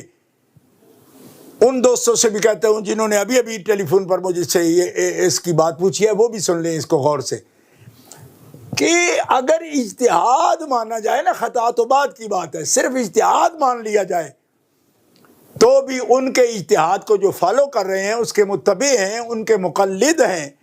اس ایک بات میں تو آپ پھر ان کو برا نہیں نہ کہہ سکتے. انہوں نے جو عقیدہ بنایا ہے وہ بھی تو کسی کے اجتہاد پر بنایا ہے نا. یا شاید کہ اتر جائے تیرے دل میں میری بات. نوٹ کر میں کیا کہہ رہا ہوں اور ہم کیا کہتے ہیں. میں کیا کہہ رہا ہوں، آپ اس کی دلیلیں لا رہے ہو، جی فلاں نے خدائی اجتہادی، فلاں نے اجتہادی. وہ اقوال نہیں دیکھے جاتے، مختار مذہب دیکھا جاتا ہے. آپ کو خود نہیں پتا، اقوال تو سینکڑوں مل جاتے ہیں ایک ایک مسئلے پر. بخاری شریف اٹھا کے دیکھو، اقوال ملے ہیں. یہ جناب فلاں محدث کہہ رہے ہیں حضور تو جسمانی معراج ہی نہیں ہوئی، بڑی بڑی ہستیاں کہہ رہی ہیں. تو اقوال پیش کرتے ہو یا مختار مذہب پیش کرتے ہو کہ جاگتے ہوئے سر کی آنکھوں سے عین ذات کو دیکھا اور ٹک ٹکی لگا کے دیکھا. کیا بات، سبحان اللہ. پچھلے اقوال سناؤ نا پھر، کہ جہاں سے حدیث شروع کی امام بخاری نے وہاں کتنے قول جمع کیے ہیں. تو قول نہیں دیکھے جاتے، مختار مذہب دیکھا جاتا ہے، امت کا اور جمہور کا مذہب دیکھا جاتا ہے. اب یہاں قول یاد آ گئے، جی فلانے صاحب کہہ رہے ہیں، فلانے صاحب کہہ رہے ہیں. فلانے صاحب جو کہہ رہے ہیں نا، وہ آپ کی بنیادیں ہلا رہے ہیں. ان کو تو سمجھ ہی نہیں ہے اس بات کی. خطائے اجتہادی ہو سکتی ہے، پر خطائے اجتہادی ہو تو تب نا جی کہ ہو گئی اور اسی کا رٹا لگا کے بیٹھ جاؤ. نہیں ہوئی کیوں کہ میں کہہ رہا ہوں اجتہاد ہی نہیں فرمایا. بیٹی باپ کا ورثہ مانگے تو اس میں اجتہاد کی کیا ضرورت ہے؟ کمال ہے. کل کو آپ کی بیٹیاں ورثہ آپ کے مانگیں گے تو وہ اجتہاد کریں گی. کسی اجتہاد کی ضرورت نہیں، کسی دلیل کی ضرورت نہیں. مسلمانوں کا معاشرہ ہے، سب کو پتہ ہے بیٹیاں وارث ہوتی ہیں. جی ہاں. بندگان خدا، اب آپ کہہ سکتے ہو نہیں جی وہ تو خاص بات تھی، چونکہ حدیث پاک ہے جو سیدنا ابو بکر صدیق رضی اللہ تعالیٰ نے پیش کی. تو جب تک پیش نہیں ہوئی تب تک کیسے خطا پر کہہ رہے ان کو؟ اللہ. اور پیش ہو گئی تو اس پر ایک کمنٹ بی بی پاک کا دکھاؤ. جی ہاں. واہ واہ واہ، سبحان. اور میں تمہیں یہ دکھاؤں گا کہ اس روایت جس پر تم بول رہے ہو اس میں لم تکلم کا لفظ ہے، پھر بات ہی نہیں کی. جی ہاں. بات نہ کرنا ان کی خطا ہے. اللہ. کس کو خطا کہہ رہے ہو؟ ہم کہہ سکتے ہیں، ہم کہہ سکتے ہیں. او خدا، زبان ساتھ ہے تو سب کچھ کہہ سکتے ہو. اللہ. ایسے نہیں ہوتا. اور پھر ایک بات بتاؤں آپ کو، آپ تو بڑی بڑی کتابوں کے حوالے دے رہے ہو سارے دوست. میں آپ کو یہ بات بتانا چاہتا ہوں کہ شیخ سعدی کی گلستان ہی پڑھ لو. اذا یائس الانسان طال لسانہ، جب انسان سے بات نہ بنے نا، مایوس ہو جائے تو اس کی زبان لٹک جاتی ہے، لمبی ہو جاتی ہے. یہ ہے کیفیت تم لوگوں کی. اللہ. اور پھر بنتے ہو کہ ہم بڑی دلیلیں دے رہے ہیں. دلیلیں کیا ہیں؟ خطا بتاؤ نا، کیا خطا ہے؟ خطا مطلق کا تم نے لفظ بولا، پھر خود بے خطا کہنے لگے دوسرے دن. تیسرے دن تم خطا اجتہادی پر آئے اور پھر اس پر کیا نمونے تم دکھا رہے ہو. یہ کہتے ہو جی خطائے اجتہادی تو انبیاء سے بھی ہوتی ہے، مطلق کہہ دیتے ہو. امور شریعت، احکام شریعت تبلیغ دین میں نہیں ہوتی، ناممکن ہے، محال ہے. یہ کہے بغیر کہہ رہے ہو کہ ان سے خطا اجتہادی ہوتی ہے. میں کہتا ہوں وہ اجتہاد کرتے نہیں، صرف تعلیم میں اجتہاد کرتے ہیں، اور وہ بھی اجتہاد لغوی. ٹھیک ہے. نبوت کی دو کیفیات بتا رہا ہوں، ایک تعلیمی کیفیت ہے اور ایک تبلیغی کیفیت. تبلیغی کیفیت میں تو خطا ممکن ہی نہیں ہے، اور تعلیمی کیفیت میں جس کو خطا باری تعالیٰ فرما دے، عصا بھی فرما دے، غوا بھی فرما دے، اذلہ بھی فرما دے. تو کبھی غور کیا جس کے لیے حوالہ آپ نعیم الدین صاحب مراد آبادی رحمۃ اللہ علیہ کے پیش کر رہے ہو، وہاں آدم علیہ السلام کی امت موجود تھی، آدم علیہ السلام تبلیغ کر رہے تھے. وہ جب خلیفہ زمین میں بنائے گئے، بات جنت کی ہو رہی ہے. سبحان کچھ اللہ. اپنا دماغ بھی ہلاؤ نا اس کو کوئی. اس سے تو وہ تعلیمی دور ہے. جی ہاں. نبوت کے تعلیمی دور، اور نبوت جب معلم بن کے آتی ہے، مبلغ بن کے آتی ہے، خطا ممکن ہی نہیں ہوتی۔ اللہ، اور اگر خطا ان سے ہو امور شریعت میں، احکام شریعت میں، تبلیغ دین میں، تو پھر جو تم عقیدہ بیان کر رہے ہو نا، یہ اچھرے والوں کا عقیدہ ہے، ذیل دار پارک والوں کا، یہ بھی کوئی نئی بات نہیں کہہ رہے ہو، اس کے ڈانڈے بھی جا کے جڑتے ہیں ابن تیمیہ کی تحریک سے، یہ بھی کوئی نئی بات تحقیق نہیں تم پیش کر رہے ہو، ہم جانتے ہیں اور ان کو اچھی طرح پہچانتے ہیں اللہ اللہ اللہ، کہ اس نقاب کے اندر کون چھپا بیٹھا ہے۔ ہم ایسی باتوں کی نسبت نہیں کرتے، اور تم لوگوں پر زوال عقلی کا حالت یہ ہے کہ 100 سال میں ہمارے اکابر یہ بتاتے رہے کہ لفظ کے باوجود معنی میں ادب کیسے کرنا ہے۔ آج تم گنجائشیں نکال رہے ہو جی خطا بولنا ٹھیک ہے، اور خطا کا لفظ انبیاء پر جو ہے 2 معنوں میں نہیں بول سکتے، ایک اور جو ہے نا صاحب بولے کہ 9 معنی میں بول سکتے ہیں۔ میں نے کہا اللہ یستہزئ کا ترجمے پر جو محاسن آج تک چھاپتے رہے ہو کس بات کے؟ مکروا مکر اللہ یخادعون اللہ پر جو محاسن چھاپتے رہے ہو وہ کس بات کے؟ علماء نے زندگیاں لگا دی، مولانا پیر محمد چشتی رحمۃ اللہ تعالی علیہ نے کنز الایمان پر جو تجزیہ لکھا ہے، اللہ اکبر، عجیب، انہوں نے ایک دبستان کھولا، تو وہ باتیں کدھر گئیں؟ جی ہاں، تو پھر سیدھے پھر ترجمے کرو مغفرت ذنب کے، پھر دقتیں تمہیں کس بات کی ہیں؟ تو سنو، کہتے ہیں جی یہاں امکان موجود بھی ہو تو وقوع اس کا ہو تو بولو نا، بغیر وقوع کے امکان کیسے بولیا؟ خطا اجتہادی وہاں بولی ہے، وہاں تو لغوی اجتہاد مراد ہے، جی ہاں، تعلیمی زندگی کی بات ہے، اور پھر واقعہ ہوا کیا جس کا قرآن میں ذکر ہے، ٹھیک ہے، جس تفہیم میں جس درجے میں ہوئی وہ بھی ذکر ہے، ٹھیک ہے، یہاں کیا ہوئی؟ مطلب ایک بیٹی باپ کے ورثے کا سوال کرے تو یہ سوال کو آپ پہلے تو کہہ دیا جناب کہ یہ مطلق خطا ہے، استغفر، 2 دن بعد کہہ دیا کہ بے خطا ہے، پھر کہہ دیا یہ خطا اجتہادی ہے، وہ تو انبیاء سے بھی ہوتی ہے، اور ایک اور ہیں بزرگ ان کو بھی آپ نے ملوث کر لیا۔ کیا؟ وہ کہتے جی پہلی تو غلطی انہوں نے کی کہ معصوم ہے، انبیاء کرام علیہ السلام معصوم ہیں، اور اس کا مطلب یہ ہے کہ ان میں قوت ہی نہیں ہوتی۔ یہ کس نے لکھا؟ اللہ، شرح عقائدی رکھو ان کے سامنے، خیالی رکھو اشیاء ان کے سامنے، نبراس رکھو ان کے سامنے، ٹھیک ہے۔ اب تم لوگ جو ہے نا جو مرضی لقب لکھ لو، عصمت کا معنی کیا ہے؟ کہتے ہیں یہ ملکہ ہے معاصی سے اجتناب کا، اور تمکن کے باوجود وہ معاصی سے اجتناب کرتے ہیں، یہ ہے علامہ خیالی کی عبارت، شرح عقائد۔ اب خدا کے بندے کیا تم پیش کر رہے ہو؟ ان کو ملوث کر لیا اس بات میں، بنیادی تعریفات ہی نہیں آتی، اور اتنے بڑے بزرگوں کو وہ بدنام کر رہے ہیں کہ ان کے ہم شاگرد ہیں اور فلاں فلاں کے ہم استاد ہیں۔ او بنو استاد یار، لیکن کوئی استادوں والی بات بھی تو کرو۔ ہم کب انکار کسی کا کرتے ہیں؟ آپ کو جب ایک ارذل العمر کو بندہ پہنچ گیا، اب ان کو ایسی باتوں میں الجھا رہے ہو جہاں جوانوں کے سر پھرے ہوئے ہیں، بوڑھے وہاں کیا آ کر وہ بنیادی تعریفات کو ہی ذہن میں نہیں لا سکتے۔ اب دوسرا وہ بتا رہے ہیں جی انبیاء سے خطا ہوتی ہے بغیر قید کے، یعنی امور شریعت میں بھی ہو جاتی ہے، احکام شریعت میں بھی ہو جاتی ہے، تبلیغ دین میں بھی ہو جاتی ہے، تو پھر دین کو امان کہاں ملے گی؟ لوگ اعتماد کیا کریں گے؟ قطعیت کیسے حاصل ہوگی اگر وہاں ان سے خطا محال نہ ہو؟ تو اس لیے ایسی بات نہیں کرتے۔ پھر دوسری سنو، کہتے جی خطا اجتہادی نہیں بولی جا سکتی، یہ بولی جا سکتی، نسبت کرنے کا سوال ہی نہیں، سوال یہ ہے کہ یہ بولنے کا مقام کیا ہے؟ اللہ، کون سا اجتہاد انہوں نے کیا؟ کون سا اجتہاد کیا؟ وہ تو نص آئی سامنے، ٹھیک ہے، آپ نے کلام ہی نہیں فرمایا۔ اچھا ایک بات اور میں وضاحت کرنا چاہتا ہوں اپنے عزیزوں سے، جو عزیز بنتے ہیں اور جن کو اب اپنے بڑوں سے بھی بو آتی ہو نا، پاس بیٹھ کے سمجھنے کو تیار نہ ہوں، وہ بھی سمجھ لیں۔ کیوں؟ سید ہونے کے ناطے ہم کو روک نہیں رکھتے معرفت پر، جو آئے لے لے. ہم تو مائل بکرم ہیں, کوئی سائل ہی نہیں. اللہ اللہ اللہ اللہ. خطا اجتہادی کا لفظ یوں نہیں بولا جا سکتا. اس واسطے یہ نہیں کہ امکان کے باوجود خطا نہ بولیں, یہ تو انبیاء کی معاذ اللہ اہانت ہو رہی ہے کہ ان پر بولا جا سکتا ہے. وہ ان پر بھی اس طریقے سے جو بول رہے ہیں تم ہی بول رہے ہو. ہمارے سامنے جو بولے گا نا تو سید پوچھے گا کہ کیسے بول رہا ہے وہ.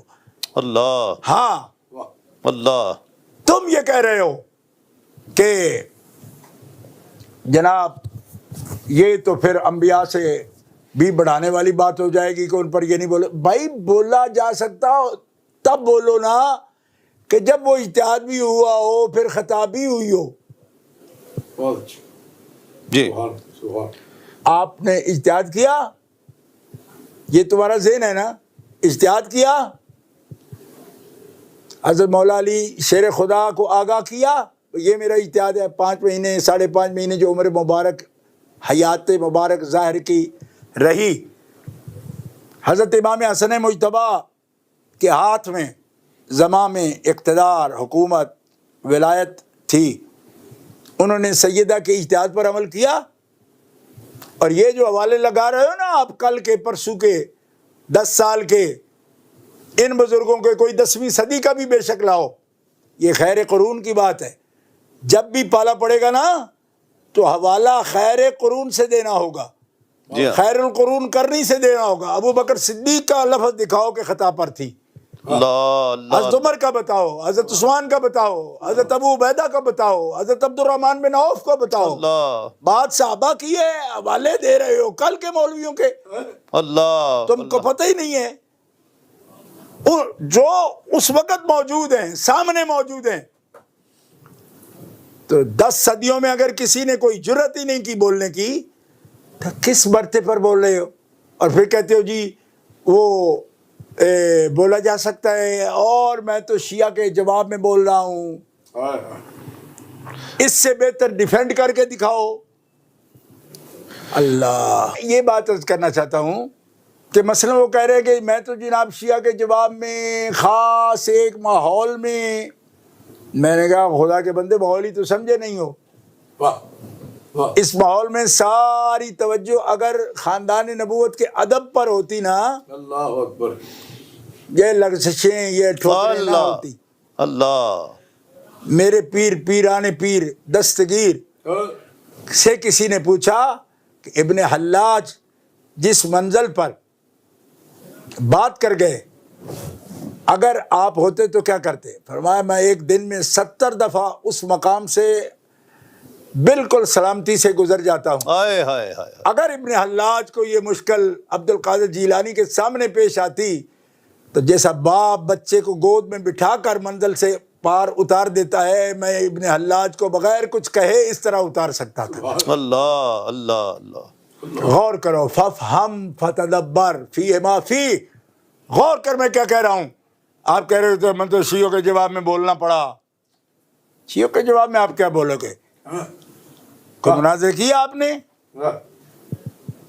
میں جھڑکنا نہیں چاہتا, میں یہ بات عرض کرنا چاہتا ہوں اہل سنت جماعت کی جڑیں تحت الثری میں ہیں, اللہ. اور ان کی شاخیں عرش علا پر ہیں. اللہ. نادانو تم کیا سمجھو؟ اہل سنت و جماعت کے حقائق کو سمجھنا صاحب بصیرت لوگوں کا کام ہے. تم جواب دے رہے ہو. صرف ایک جواب کا اشارہ دوں تمہیں کہ آج بھی وہ سن رہے ہیں نا, جامعہ المنتظر والا نہیں سن رہا بیٹھے وہ باس کو, سن رہا ہے, میں اس کو بھی سنا رہا ہوں. وہ سننا چاہتا ہے تو سن لے. میں یہ کہنا چاہتا ہوں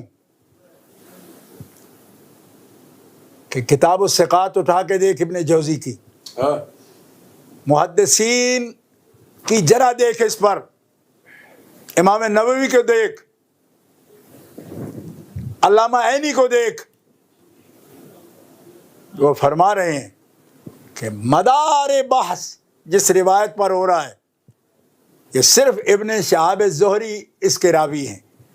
4 طرق سے ابن شہاب سے 4 شاگرد روایت کرے ہیں, 3 کی روایت میں یہ الفاظ موجود ہی نہیں. صرف ایک کی ہے. اور اگر آپ کو تو عربی پڑھائی گئی تھی بڑی خاص،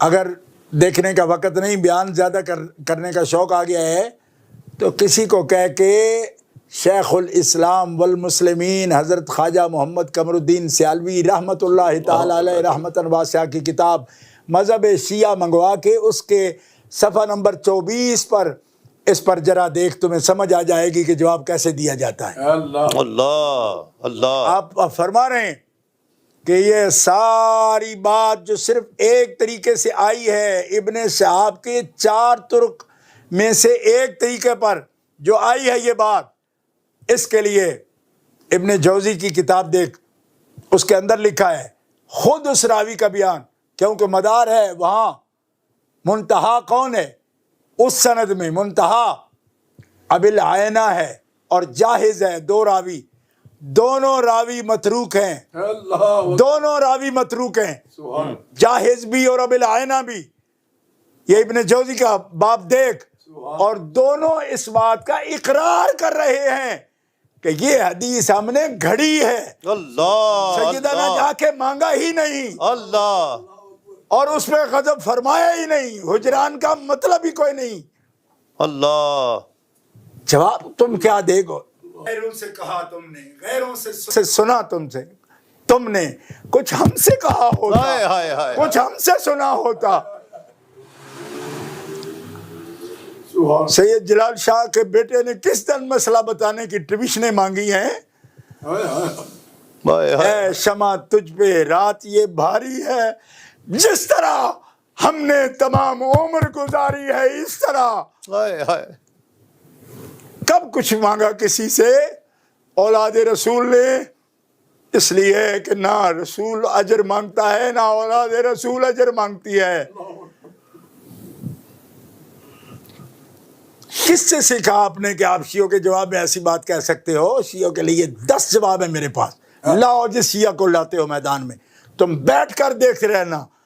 ذوالفقار حیدری چمکے گی تو تمہیں سمجھ آ جائے گی کہ میں رافضیوں کے دانت کس طرح کھٹے کرتا ہوں. اللہ اللہ.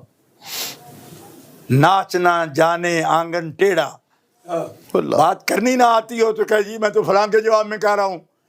فلاں کا باپ بھی آ جائے تو ہم سیدہ کے بارے میں یہ لفظ نہیں بول سکتے.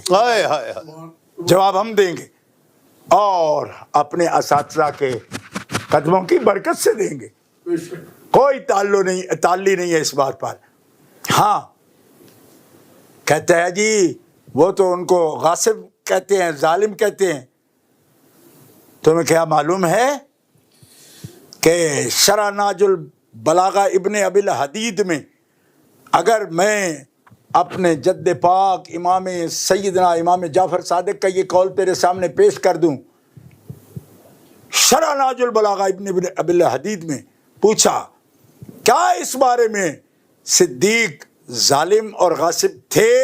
امام جعفر صادق فرماتے ہیں نہ وہ ظالم تھے، نہ وہ غاصب تھے، وہ امام عادل تھے. اس مسئلے میں بھی انہوں نے کوئی ظلم نہیں کیا. تو ظالم ان کو بننے سے بچانے کے لیے اپنی گھڑنت بناتا ہے. گھڑنت وہ بناتے ہیں جن کا جعفر صادق پیر نہیں ہوتا. ہم تو نقشبندی بھی ہیں، اور تمہیں معلوم ہے کہ ہمارا شجرہ بغیر جعفر صادق کے نہ قادری مکمل ہوتا ہے، نہ نقشبندی مکمل ہوتا ہے، نہ چشتی کا مکمل ہوتا ہے، نہ سہروردی کا مکمل ہوتا ہے. بے شک بے شک. ان پیروں کے ہوتے ہوئے ہمیں گھڑنت کی کیا ضرورت ہے کہ اپنے بات سے ایک آرٹیفیشل بات لیں اور اس طرح پورے ملک کو آگ لگا دیں؟ اس کی ضرورت نہیں ہے. سخن شناس نائی دلبرا خطا اینجاس، خطا اینجاس نہ آجاس. تمہیں جہاں خطا نظر آتی ہے وہاں خطا نہیں ہے، خطا تیرے میں ہے. اللہ. اپنی خطا مان اور قوم کو اس کرونے کی وبا میں سکھ کا سانس لینے دے، اور خود بھی سکھ کا سانس لے.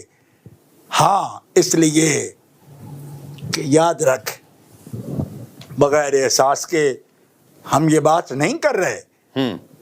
خطا ہوئی تم سے ہوئی، اور خطا کا مقام نہیں. اب تم فوراً اس بات پر آتے ہو کہ بولا جا سکتا ہے کہ نہیں، بولا جا سکتا کا سوال نہیں. آپ کسی شخص پر ہر امکان ہر ممکن کے اندر تو موجود ہے نا، امکان موجود ہے. شرک کا بھی، کفر کا بھی امکان، معصیت کا بھی امکان ہوتا رہتا ہے.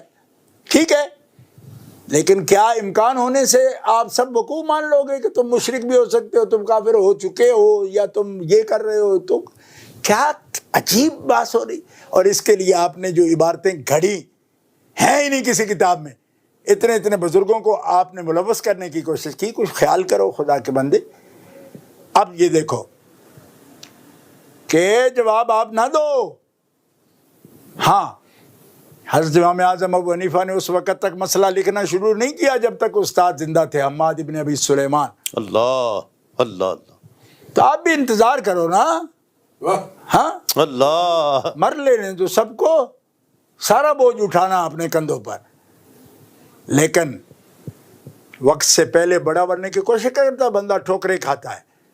ہاں، جواب اہل سنت و جماعت میں آپ کو تسلی دیتے ہوئے یہ بات کہہ رہا ہوں کہ کبھی گھبرانا نہیں کہ ایسی ہم اگر نئی باتیں کریں گے، نہ گفتنی نہیں کہیں گے تو بچا نہیں پائیں گے اہل سنت کو. اہل سنت کے ایک بچے نے بھی اگر یہ سوچا، عرفان مشہدی کے لیے مر جانے کا مقام ہے. ہماری نسلوں نے اس پر پہرا دیا ہے. اہل سنت، ہمارے پاس اس بات پر بحث کے لیے، خالصیوں سے بحث کے لیے ہمارے پاس ایک وسیع دلائل، 10 طریقے سے تو میں اکیلا اس بات پر خالص شیعہ کے نقطۂ نظر پر میں مناظر کر سکتا ہوں. مناظرہ 5 گھنٹہ کے کر سکتا ہوں. آپ کیوں چکرا گئے؟ آپ کی استعداد میں نہیں آ رہی بات، استطاعت نہیں بن رہی اس پہ، تو آپ کی مصروفیت ہے. آپ نے لوڈ زیادہ لے لیا ہے. حوصلے میں ویری کول. آپ تو ڈپریسڈ ہو رہے ہو. ڈپریشن نہیں، ڈونٹ وری. نو، داتا صاحب کے ہوتے، غوث پاک کے ہوتے، اپنے بزرگوں کے ہوتے. آپ کو تو دوسروں کو کہہ رہے تھے نا کہ علم یتیم ہے، یتیمی یہ ہوتی ہے. اللہ. آپ بھگت رہے. اللہ. ہمارے روحانی باپ ہیں اور ان کی نظر کرم ہے. میں تو ان میں سب سے معمولی ہوں، مجھے کوئی تعلی نہیں اس بات کی. اور یاد رکھو سنیو، میں نے صحابہ کرام میں سے حضرت امیر معاویہ رضی اللہ تعالیٰ عنہ کے مسئلے پر مناظرہ کیا تھا. وہ بھی پانی سر سے نہ اگر گزر جاتا تو خود نہ کرتا. کیوں؟ اس شخص نے حضرت امیر معاویہ کو مسلمان تک ماننے سے انکار کیا تھا. مناظرہ ریپیٹ کر کے دیکھ لو. تب میں میدان میں اترا تھا. آج بھی اگر یہ حد نہ پار کرتا تو مجھے کوئی شوق نہیں ہے کہ اہل سنت سے مناظرے کروں. ہاں، لیکن آپ حد پار کر رہے ہو. آپ فاؤل کھیل رہے ہو، اور فاؤل کھیلنا ریفری کا وسل دینا بنتا ہے. اللہ اللہ. سبحان. ہاں، فاؤل کھیل رہے ہو آپ. سیدہ کو معاذ اللہ ایسے گستاخی کے لفظ سے نسبت دینا یا یاد کرنا، یہ فاؤل کھیلنا ہے. اور اہل سنت کبھی اجازت نہیں دیتے. ہمارے فریم ورک آف ورک میں یہ چیز فٹ نہیں ہو سکتی. آج بھی نہیں، 10 سال میں بھی نہیں ہو سکتی. جتنے مرضی زور لگا لو. اور پھر خطا اجتہادی کا لفظ پر تم جس جاتے ہو کہ بولی کیوں نہیں جا سکتی، ان پر بولی گئی. میں کہو خدا کے بندے، ان پر بھی بولنے میں تم بھی اور تمہارا استاد بھی جو تیری حمایت میں آیا ہے وہ بھی غلطی کر رہا ہے. میں کہہ رہا ہوں کہ امور شریعت میں، تبلیغ دین میں، احکام شریعت میں محال ہے، ممکن ہی نہیں ہے کہ انبیاء غلطی کریں. تعلیم میں، وہ بھی لغوی معنی میں، اصطلاحی میں نہیں. بے شک. وہ اور چیز ہے جس کو جہد کہتے ہیں. اجتہاد وہ جو ایک دلیل کا درجہ رکھتا ہے وہ نہیں، وہ اور چیز ہے. اور اب بات یہاں تک آ گئی، آپ پھر بولتے بولتے کہاں تک چلے گئے ہو. آپ نے یہ کہہ دیا جناب کہ سیدہ جو ہے ابو بکر صدیق رضی اللہ تعالیٰ عنہ ان کو لقمہ حرام سے بچا رہے تھے. استغفر اللہ. اس سے بڑا ظلم کیا ہوگا یہ لفظ جو تم نے بولا. اچھا ایک تم لوگوں کی عجیب عادت ہے کہ کبھی کہتے ہو یہ جملہ میں نے بولا یہ فلاں حاشیے کی فلاں نکر پر فلاں بندے نے بھی لکھا ہے. ایک بندہ لکھ جائے تو وہ مختار مذہب ہو جاتا ہے. کسی نے لکھ دیا تو جو بے ادبی کا لفظ ہوگا وہ ہم اس کی طرف دھیان ہی نہیں کریں گے. واہ واہ واہ. بے شک یہ آپ بچوں کا کھیل کر رہے ہو. آپ کو سمجھ نہیں ہے اس بات کی. اگر سمجھ ہے نا آپ کو تو پھر نوٹ کر. جس پہلے بھی تو نے ٹھوکر کھائی تھی اور پتہ ہے مجھے چیلنج کیا تو تم نے اس پر بحث کریں گے تو میں نے تمہیں کہا تھا صبر کرو. صبر کہا تھا نا. وہی بے صبری اب بھی کر رہے ہو. تمہیں سمجھ نہیں اس بات کی کہ کوئی ایک بات قول کے زمرے میں بھی ہو, صرف قول کی حیثیت سے کسی کی موجود ہو بات, تو یہاں جو سوشل میڈیا یا ممبر ہوتا ہے یا ایک ایسا پلیٹ فارم ہے جس پر دنیا کے سامنے ہم پیش کر رہے ہیں, تو ہم اقوال پیش نہیں کرتے. اقوال کے لیے اکیڈمی چاہیے, اقوال کے لیے درسگاہ چاہیے, مکتب چاہیے, گھنٹوں باس چاہیے. حواشی رکھ کے آپ سپیکر پہ جب بھی آؤ, لاؤڈ سپیکر پہ آؤ, سوشل میڈیا پہ آؤ تو مختار مذہب پیش کرو. قولے اٹھا کے نہ آ جاؤ. اللہ. یہ کیا کرتے ہو آپ کہ فلاں کتاب سے دکھا سکتا ہوں؟ کیا ہم دیکھیں گے ہی نہیں؟ ہمیں پتہ ہے کہ اقوال موجود ہوتے ہیں, لیکن اقوال پر فیصلے نہیں ہوتے, مختار مذہب پہ ہوتے ہیں. سبحان اللہ. ظاہر الروایہ پہ ہی فقہ حنفی کی بنیاد کیا قول ہے یا مبسوط ہے امام محمد بن حسن شیبانی کی. جی ہاں. مبسوط, زیادات, جامع صغیر, جامع کبیر, شعر کبیر, شعر صغیر, ظاہر الروایہ. تو مختار مذہب بھول گئے. قول ہے فلانی میں دکھا دوں گا. کیسے دکھاؤ گے؟ اور پھر دکھاؤ گے بھی ان کی کتابوں میں کہ جن کو یہ بھی نہیں ملا کہ داڑھی شریف قبضہ کی کوئی دلیل ہے کہ کوئی نہیں. نور حصی کی کوئی دلیل ہے؟ سرکار کے نور حصی کی دلیل ہے. کل تک مناظروں میں جنہوں نے پھندے ڈال دیے, سائی وال اور خانے وال کے مناظروں میں حال دیکھا اپنے مناظروں کا. ان کی دلیلیں اٹھا کر آؤ گے یہی حال ہوگا. ایسی باتیں نہیں کرتے. یہ کل کے اسکالر ہیں, اچھے ہیں, ہم ان کو برا نہیں کہنا چاہتے, لیکن یاد رکھو یہ خیر القرون کی بات ہے, قرن اول کی بات ہے, صحابہ کی بات ہے.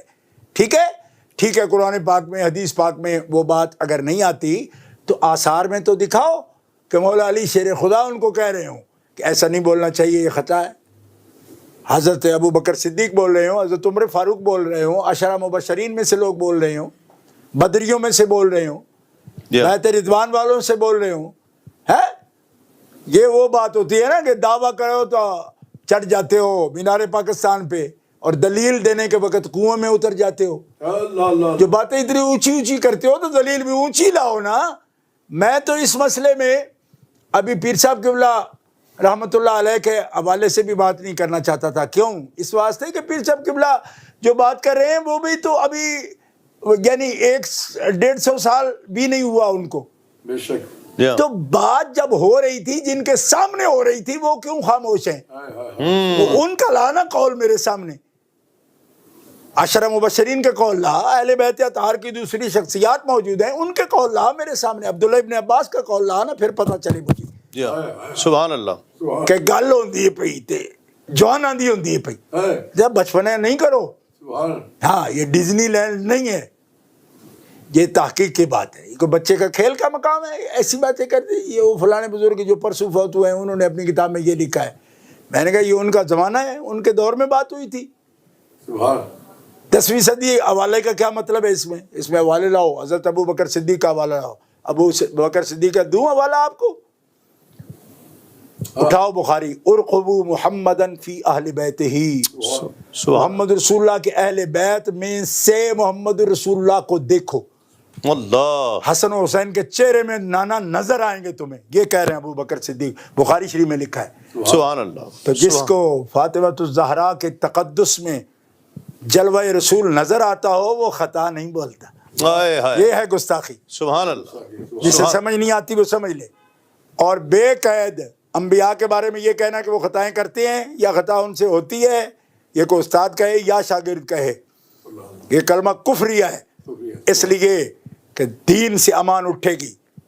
خطا اجتہادی کی بات نہیں ہو رہی، کل پھر اس کا رٹا لگا دو، نہیں ہم تو وہ جناب خطا میں بتا چکا ہوں کہ خطا اجتہادی کی نہیں، وہ تعلیمی دور ہے، تشریعی دور نہیں، وہ ان کا تبلیغ کا دور نہیں، امور نبوت کی بات نہیں، احکام شریعت کی بات نہیں۔ اور خاص کر جو مثال تو لا رہا ہے نا، لا تقربا هذه الشجرہ، وہ تو ابھی امت جو ہے وہ وجود میں ہی نہیں آئی، وہ جنت میں ہے، ابھی آئیں گے زمین پہ، یہ لوگ پیدا ہو گئے، تو جب وہ احکام سنا ہی نہیں رہے تو تم بات کس کی کر رہے ہو؟ اللہ ہے دلیل ایسی نہیں ہوتی، کہیں کی اینٹ کہیں کا روڑا، بھان متی نے کنبا جوڑا، یہ دلیل کوئی ادھر سے پکڑ کے آدھا لفظ آدھا ادھر سے پکڑ کے تو اس کو آپ دلیل بنا رہے ہو۔ میں جو کہہ رہا ہوں کہ تعلیمی زندگی کی بات اور ہے، ہاں اسی لیے تو ہم شیعہ کو منع کرتے ہیں کہ صحابہ کا بھی ایک تعلیمی دور ہے، اس میں کئی ایسی باتیں ہوتی ہیں وہ اس کو پکڑ کر بیان کرنا شروع ہو جاتے ہیں، وہ جی ان کو کھڑے چھوڑ کے وہ تو تجارت میں چلے جاتے تھے۔ میں نے کہا جب وہ سیکھ چکے، امتحان اللہ قلوبہم للتقوی لہم مغفرۃ و اجر عظیم، یہاں کوئی کمزوری ہے تو اب بتا، رہ گیا ان کا سیکھنے کا دور، تو پہلے دن آ کے کوئی ابو بکر صدیق نہیں بن جاتا، بات سمجھنا، اللہ سیکھنے کا دور ہے۔ سبحان اللہ۔ اور انبیاء یہاں زمانے کے استادوں سے نہیں سیکھتے، لیکن انبیاء سیکھتے ہیں اپنے رب سے، اور ان کی تعلیمی ان کی کلاس میں رب ان کو جو کہے اسی مقام پر اس کا معنی ہوتا ہے، ہم دنیا میں اس کا معنی کر ہی نہیں سکتے۔ شاہ جی آپ نے تو جو میں سوال جو نوٹ کر کے آیا تھا وہ بھی، اور جو میرے ذہن میں بھی نہیں آ سکتے، آپ نے ان سوالوں کے بھی جواب عنایت فرما دیے ہیں، لیکن دو تین چھوٹی چھوٹی چیزیں میں پوچھنا چاہتا ہوں۔ ایک تو وہ خاص طور پر وہاں سے کہا جا رہا ہے کہ جی مفتیان کرام حکم لگائیں، علماء کرام حکم لگائیں، حکم کیوں نہیں لگاتے، حکم کوئی لگتا ہی نہیں ہے تو حکم کیا لگائیں گے، یہ جو باتیں کی جا رہی ہیں آپ کیا فرماتے ہیں، کوئی حکم لگائیں گے اس پر؟ جی صابری صاحب، گزارش یہ ہے کہ ایک تو جو آپ نے فرمایا نا، بنیادی طور پر ہم لوگ تھوڑا بہت ٹیچنگ کرتے رہے، جی جو ٹیچر ہوتا ہے نا جی وہ سوال کسی کو موقع نہیں دیتا کرنے کا، وہ دفع دخل مقدر ایک چیز ہوتی ہے جی جی جو خفیہ سوال بن سکتا ہے بچوں کے ذہن میں، وہ بھی آ جاتا اس ہے، کو بھی وہ مطلب کور کرتا ہے، وہ بھی انٹرٹین ہو جاتا ہے جی۔ اچھا اب آپ جو پوچھ رہے ہیں یہ بڑی بنیادی بات ہے، اس سلسلے میں بھی میں یہ سب عزیزوں سے کہنا چاہتا ہوں اور ان نوجوان علماء سے بھی کہنا چاہتا ہوں کہ جو اس وقت ایک باغیانہ ذہن سے باتیں کر رہے ہیں، ان سے ہی میں یہ کہنا چاہ رہا ہوں کہ خدا را پرائیویٹ طور پر حکم لگوانے کے لیے زیادہ آپ کوشش نہ کریں، ورنہ بڑا یہاں پہ فساد ہوگا۔ حکم گستاخ جب کہہ رہے ہیں تو آپ خود سمجھ رہے ہیں کہ گستاخی کے پر حکم لگانا ہمارے لیے کیا مشکل ہے، اللہ، لیکن کچھ تو خون نہیں چاہیے، فساد نہیں چاہیے، بات کو سمجھو۔ اگر مقننہ قوت نافذہ حکم پوچھے گی نا تو حکم بتانے میں آدھا منٹ بھی نہیں لگے گا۔ ہائے ہائے ہائے، اللہ اللہ۔ میں پہلے بھی سمجھتا ہوں کہ آپ نے قوم کو فساد میں جھونکا، قوم کے بچوں کو مروایا آپ نے، اور آپ کسی مشن پر ہیں نا، آگ اس ملک کو لگوانا چاہتے ہیں، ہم نہیں ہیں۔ اللہ میرے اللہ، باپ فرمایا کرتے تھے کہ ہم سید ہیں، اور سید تو جہاں آگ جل رہی ہو وہاں قدم رکھے تو اسے گلزار بناتا ہے، ہائے ہائے، آگ لگانے والے نہیں، آگ بجھانے والے لوگ ہیں۔ اس لیے میں یہ کہتا ہوں کہ اس کو کمزوری کب سمجھو، اگر کچھ سمجھ سکتے ہو، تدبر سے خالی نہیں ہو گیا دماغ، تو جب اس کو گستاخی ہم کہہ رہے ہیں تو اس میں حکم لگانے میں دیری کیا ہے، لیکن جس کے پاس قوت نافذہ ہے حکم اس کو بتایا جائے، اور اس کے ہاتھ سے اگر تنفیذ ہو گئی حکم کی تو سبحان اللہ، اور اس سے حالات ملک بھی فساد سے بچے گا اور مسئلے کا بھی حل ہو جائے گا، اور پھوڑا جو ہے نا اس کی سرجری بھی ہو جائے گی۔ اللہ اکبر، اللہ اکبر۔ اچھا حضور، آپ کے بھی ساری عمر مناظروں میں گزری ہے، ہم نے دیکھے، اور یہ فدق کے بھی سوالات آپ سے درجنوں بار ہوئے، اور رات میں وہ بڑا سرچ کرتا رہا، تو آپ خاص طور پر آپ نے احتجاج تبرسی کی کے حوالے دیے, کافی کی روایات کے حوالے دیے, لیکن انہوں نے اہل تشیع کو جواب دینے کے لیے پیر میر علی شاہ صاحب کی کتاب کا انتخاب کیا. یہ تو اصول مناظرہ اور اصول استدلال کے ہی خلاف ہے. کہ مطلب یہ آپ اس کو کیا کم علمی, میں تو نہیں کہہ سکتا, کوئی کم علمی ہے یا کوئی ایجنڈا ہے جس کی وجہ سے پیر میر علی شاہ صاحب کا حوالہ دیا؟ ایک بات. دوسرا, کیا اجتہادی خطا مانے بغیر یا خطا مانے بغیر عصمت کا انکار نہیں ہو سکتا ہے؟ ہم معصومہ نہیں مانتے سیدہ کائنات کو, ہم محفوظہ مانتے ہیں. صابری صاحب, آپ معصومہ شرعی کا لفظ ضرور بولیں. ٹھیک. ویسے میں ایک بات آپ کو عرض کرتا ہوں, یہ بچے ہیں اور بے احتیاط باتیں کر رہے ہیں. فقہ کی سب کتابوں میں لکھا ہے کہ آپ کا مال بھی معصوم ہے, جی, آپ کی جان بھی معصوم ہے, یہ امت معصوم ہے, امت من حیث الجماعت معصوم ہے. جی, اس کی شہادت قبول ہی تو اسی لیے ہے. جی, وَكَذَلِكَ جَعَلْنَاكُمْ أُمَّةً وَسَطًا لِتَكُونُوا شُهَدَاءَ عَلَى النَّاسِ وَيَكُونَ الرَّسُولُ عَلَيْكُمْ شَهِيدًا کی تقریر ہی یہ ہے. جی ہاں, معصوم الدم ہے ہر بندہ.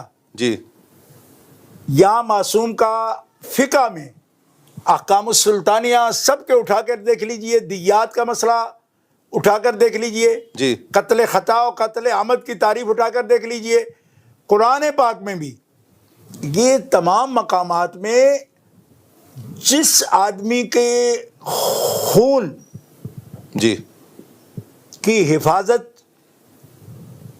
اسٹیٹ کی ذمہ داری ہے, جی, اور شریعت نے ہر شخص کو مباح الدم نہیں رکھا, معصوم الدم رکھا ہے. اللہ اللہ, اصطلاح عجیب عجب ہے. لوگ بالکل ایک طرف سے آنکھیں بند کر کے چل رہے ہیں, ایک طرف بس چل پڑے جناب صاحب یہ تو بڑے بڑے لقب آ گئے, تو بڑے بڑے جناب ماجسٹر ہیں, دکتورا ہیں. جی ہاں, بھائی دکتورو, آپ کا دکتورا سلامت, ماجسٹر سلامت, ہم اس کو چیلنج نہیں کرنا چاہتے. جی, ہم ادب مانگ رہے ہیں, ادب مانگ رہے ہیں. ڈگریوں میں نجات نہیں, نجات ادب میں, ادب میں. یہ پھر کہنا چاہتا ہوں, دیکھیے معصوم شرعی صرف یہ باقاعدہ کہیے پہلے کہ معصوم شرعی نہیں مانتے. جی ہاں, باقی آپ اس بارے میں محفوظ. اچھا مجھے یہی بتا دو کہ واللہ یعصمک من الناس, اللہ کا فرمان ہے, حبیب لوگوں سے ان کے شر سے تیرا اللہ تیری حفاظت کرنے والا ہے. عاصمہ یعصمہ کا معنی کیا ہوتا ہے؟ حفاظت ہی تو معنی ہے. جی ہاں, تو محفوظ معصوم سے دور ہی کتنا ہے. ہائے ہائے ہائے, آپ بھی عجیب بات کرتے ہو. اللہ اللہ, یعنی معصوم کا معنی ہی محفوظ ہے. اللہ. اب جو فرق ہے نا اندر, وہ میں پہلے بتا چکا ہوں, اور وہ علامہ پرہاروی کی زبان میں ہے کہ وہ فرماتے ہیں وہ واجب کے معنی میں اور ہے, یہ جواز کے معنی میں ہے. فرق جو اندر ہے وہ صرف صاحب علم جانتا ہے. باقی لفظ میں جو بإزاء شیء مقابل میں جی ہاں, پہلی دفعہ جو معنی ذہن میں آئے, تو معصوم کا معنی ہی محفوظ پہلی دفعہ ذہن میں آتا ہے. ٹھیک ہے, تو پھر یہ نصوص میں آتا ہے معنی کہ یہ نہیں, یہ حقیقی معنی ہے یا نہیں. نہیں ہے تو یہ تو اصول شاشی میں بھی میں نے پڑھایا تھا, کوئی نہیں سمجھ آ رہی. بإزاء شیء لفظ کے سیدھے جو معنی آتا ہے سب سے پہلے ذہن میں آئے وہ حقیقی معنی ہے اس کا. تو معصوم کا حقیقی معنی ہی محفوظ ہو رہا ہے. فرق یہ ہے کہ وہ قطعیت کے ساتھ ہے, یہاں جواز کے معنی میں ہے, امکان میں. یہ اندر کا فرق ہے. چلو یہ بھی بتا دیتا ہوں, دور وہ بیٹھے رہو جتنے مرضی. ہمارے پنجاب میں کہتے ہیں پتر کپتر ہوندے ہیں, ماپے کماپے نہیں بن سکتے. اللہ, ورنہ اب تو نہ بتاتا یہ حکمت کی بات بھی تمہیں, لیکن سن لے جا. کیا مانیں گا سیدہ زہرا کے قدموں کا ساتھ لگی ہوئی خاک کا صدقہ, یہ بھی علم دیتا ہوں آپ کو. اب بھی سمجھو اس بات کو کیا کہہ رہا ہوں. وہ حکم میں صرف قطعیت اور جواز کے معنی میں علامہ پرہاروی کی عبارت ہے. تم کس چکر میں بول رہے ہو؟ معصوم الدم, جس کی جان کی حفاظت اسلام اپنے ذمہ لے, چاہے وہ ذمہ کی بھی لے تو معصوم الدم کہتے ہیں اس کو. کیا مطلب؟ مباح الدم نہیں ہے وہ, مباح الدم یہ اصطلاح ہے اور معصوم الدم اصطلاح ہے. لیکن یہاں جس چیز کو بولنا منع ہے وہ ہے معصوم شرعی. اللہ، اس قید کے ساتھ جب نہیں بول رہے ہو تو آپ معصومہ نیرا کہہ رہے ہو، اس سے مطلب ہی واضح نہیں ہوتا، اس لیے یہ لفظ نہیں۔ باقی حکم کا بات میں نے پہلے عرض کر دی، اور اب یہ بھی وضاحت محفوظیت اور معصومیت کی، محفوظیت کی وہ حکم کے اعتبار سے ہے، اس کے ثبوت کے اعتبار سے ہے، ورنہ اس بات میں کچھ دھرا نہیں۔ اگر مزید دیکھنا چاہتے ہو تو فیصلہ عشریہ اٹھا کے دیکھ لو، اس میں حضرت شاہ عبدالعزیز خاتمۃ المحدثین میرے 8ویں باپ ہیں، علم حدیث میں میرے روحانی باپ ہیں، انہوں نے بھی تو فیصلہ عشریہ میں یہ بحث میں لکھ دیا ہے کہ اس لفظ میں کے تعریف میں مت پڑھو، اس لیے کہ معصوم شرعی مراد ہے کہ ان کے بنا کوئی نہیں ہے۔ جی، واقعی اس میں لغت میں یا خاص کسی اصطلاح میں، جیسے کہ دیات میں اور قصاص میں یہ لفظ بولتا ہے، معصوم الدم کی اصطلاح ہوتی ہے، اور نہیں تو جتنی بھی جوڈیشری ہے، وکلا ہے، بار ہے، وہ تو سمجھتے ہو نا کہ جب آپ پیش ہوتے ہو قتل کے مقدمات میں تو معصوم الدم کا ایک دن میں ایک پیشی میں 6 دفعہ تو آپ 10 دفعہ تو آپ ذکر کرتے ہو معصوم الدم کا، تو اسی پر غور کرو نا۔ پھر میں جوڈیشری کو اور بار کو مخاطب کرتے ہوں یہ لفظ بول رہا ہوں، اصطلاحات میں مقام دیکھنا پڑتا ہے۔ یہ معصوم شرعی کی صرف بات ہے جس میں ہم نہیں بول سکتے، وہ انبیاء کا ایک خاص مقام ہے، اور اس کے ساتھ شریک کرنے کا مطلب پھر اور بحثیں چھڑ جاتی ہیں، اس لیے اس میں ایک مقام الگ رکھنے کے لیے یہ واضح کر دیا جاتا ہے۔ صحیح۔ اچھا حضور، ایک دو باتیں اور ہیں، میری اب وقت بھی بہت زیادہ ہو گیا ہے، آپ کا میں نے بہت وقت لیا۔ یہ بھی علماء کو، سادات کرام کو، خیر ہم تو ہیں ہی چھوٹے، ہماری کیا حیثیت ہے، ہمیں بھی سب کو رافضی تو کسی ایسے شخص کو جو صحیح العقیدہ ہو، سادات میں سے ہو، علماء کرام ہوں اور لاکھوں دیگر لوگ، ان کو رافضی کہہ دینا، نیم رافضی کہہ دینا، یہ کیسا ہے؟ یہ گناہ نہیں ہے کیا؟ یہ دیکھیں، کسی شخص کو جو اصول دین میں ایمان رکھتا ہے، جی، اصول دین پر، جی، ایسے شخص کے ساتھ کسی ایسے فرقے کی اس کو آرڈر دینا، سٹمپ لگا دینا کہ یہ تو وہ ہے، اس کو بدعقیدہ بول دینا، جی، یہ دین اسلام میں جو بڑے جرائم ہیں ان میں سے ایک جرم ہے۔ اللہ، اچھا، ایسے آدمی کو نہ کوئی فتویٰ دینے کی اجازت ہوتی ہے، نہ کوئی فیصلہ کرنے کی اجازت ہوتی ہے۔ کیوں؟ کہ اس کی اپنی ثقافت جو ہے وہ متاثر ہو جاتی ہے۔ ایسا شخص جو ہے جب وہ کئیوں کو کہہ رہا ہے، ثقہ نہیں رہتا۔ ٹھیک، اور اس پر میں آپ کو یہ بتا رہا ہوں، سب کو بتا رہا ہوں، بچوں کو بتا رہا ہوں، ان لوگوں کو بھی بتا رہا ہوں جو یہ بے احتیاطی کر رہے ہیں، کہ دیکھو، آپ جن لوگوں کے بارے میں ایسی باتیں کہہ رہے ہو اور ان کو رافضی کہہ رہے ہو، ان لوگوں سے جب تک اصول دین میں آپ نے کسی معاملے میں صراحت نہیں دیکھی، تو ایسے جملے ان کے لیے بولنا یہ انتہائی جہالت اور بدبختی ہے اور غلظہ ہے جس سے منع کیے گئے۔ ٹھیک ہے، اس پر فتویٰ بھی لگ سکتا ہے، میں آپ کو ابھی بتا رہا ہوں، ایسے مفتی پر فتویٰ لگتا ہے کہ جو لوگوں کو دائرہ اسلام سے ایسے ہی نکال رہا ہے اور دھکیل رہا ہے ان کو بدعقیدگی میں۔ اور ایک بات بطور نصیحت کہوں گا، وہ یہ ہے کہ اگر اہل سنت و جماعت حنفی ماتریدی کو فروغ دینا چاہو، خیال ہو آپ کا، تو آگے بڑھ کے ان لوگوں کو پیار سے، اگر ان کے طرز عمل میں آپ کو معلوم ہوتا ہے کہ عقیدے میں تو فرق نہیں لیکن طرز عمل میں ہے، ٹھیک ہے، طرز عمل میں آپ کہہ سکتے ہو کہ کوئی وسعت رکھتا ہے دنیاوی لحاظ سے، وہ سمجھتا ہے کہ میں کسی سے مذاکرہ جاری رکھوں، ڈائلاگ کروں، ڈیبیٹ رکھوں اور اس سے میل ملاقات رکھوں، شاید اس کا بھلا ہو جائے، جی، کسی کی یہ پالیسی ہوگی، ٹھیک ہے۔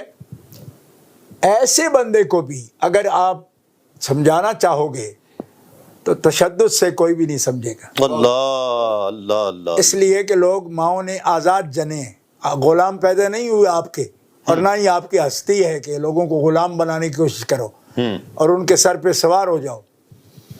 سمجھ آ رہی ہے تمہیں؟ اس لیے کہ کسی کے سر پر ہاتھ رکھنا چاہو نا تو پہلے اس کے پاؤں پہ ہاتھ لگاؤ. اللہ اللہ. وہ جب سمجھ آ جائے گی نا کہ اس کے نیت شاید میرے سر کو کچلنا نہیں ہے بلکہ سر کی مالش کرنا مقصد ہے تو اجازت دے گا. لیکن اس کے لیے سر پر ہاتھ پہلے نہیں رکھتے, پہلے پاؤں پہ رکھتے ہیں تاکہ اگلے کو اعتبار ہو یہ میرا ہمدرد ہے. تو سب لوگ سمجھ جاؤ کہ تشدد سے کچھ ہوتا نہیں, جی ہاں, افتراق سے نہیں.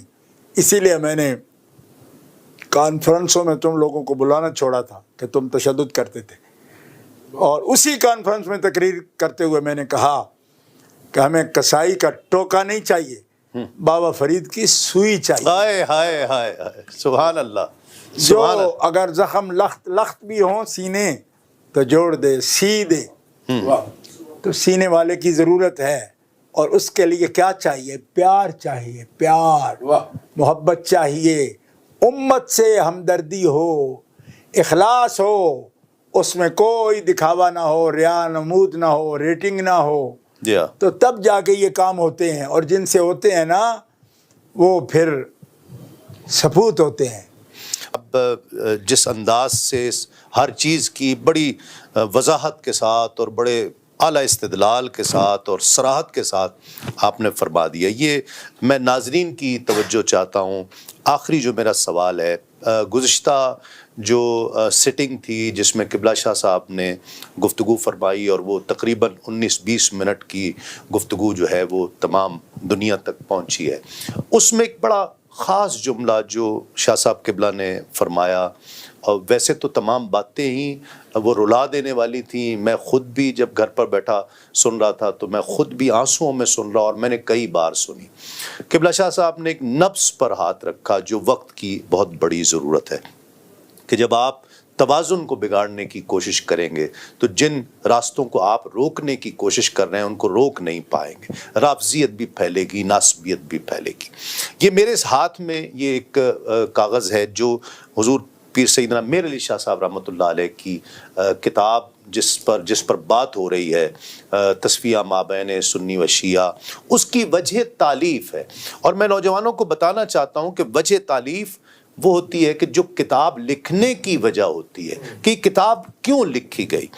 ایک عبارت میں ان نوجوانوں کو پڑھ کر سنانا چاہ رہا ہوں, پھر میں شاہ صاحب سے اس حوالے سے کمنٹ لوں گا, اور یہی میرا آج کا آخری سوال ہے.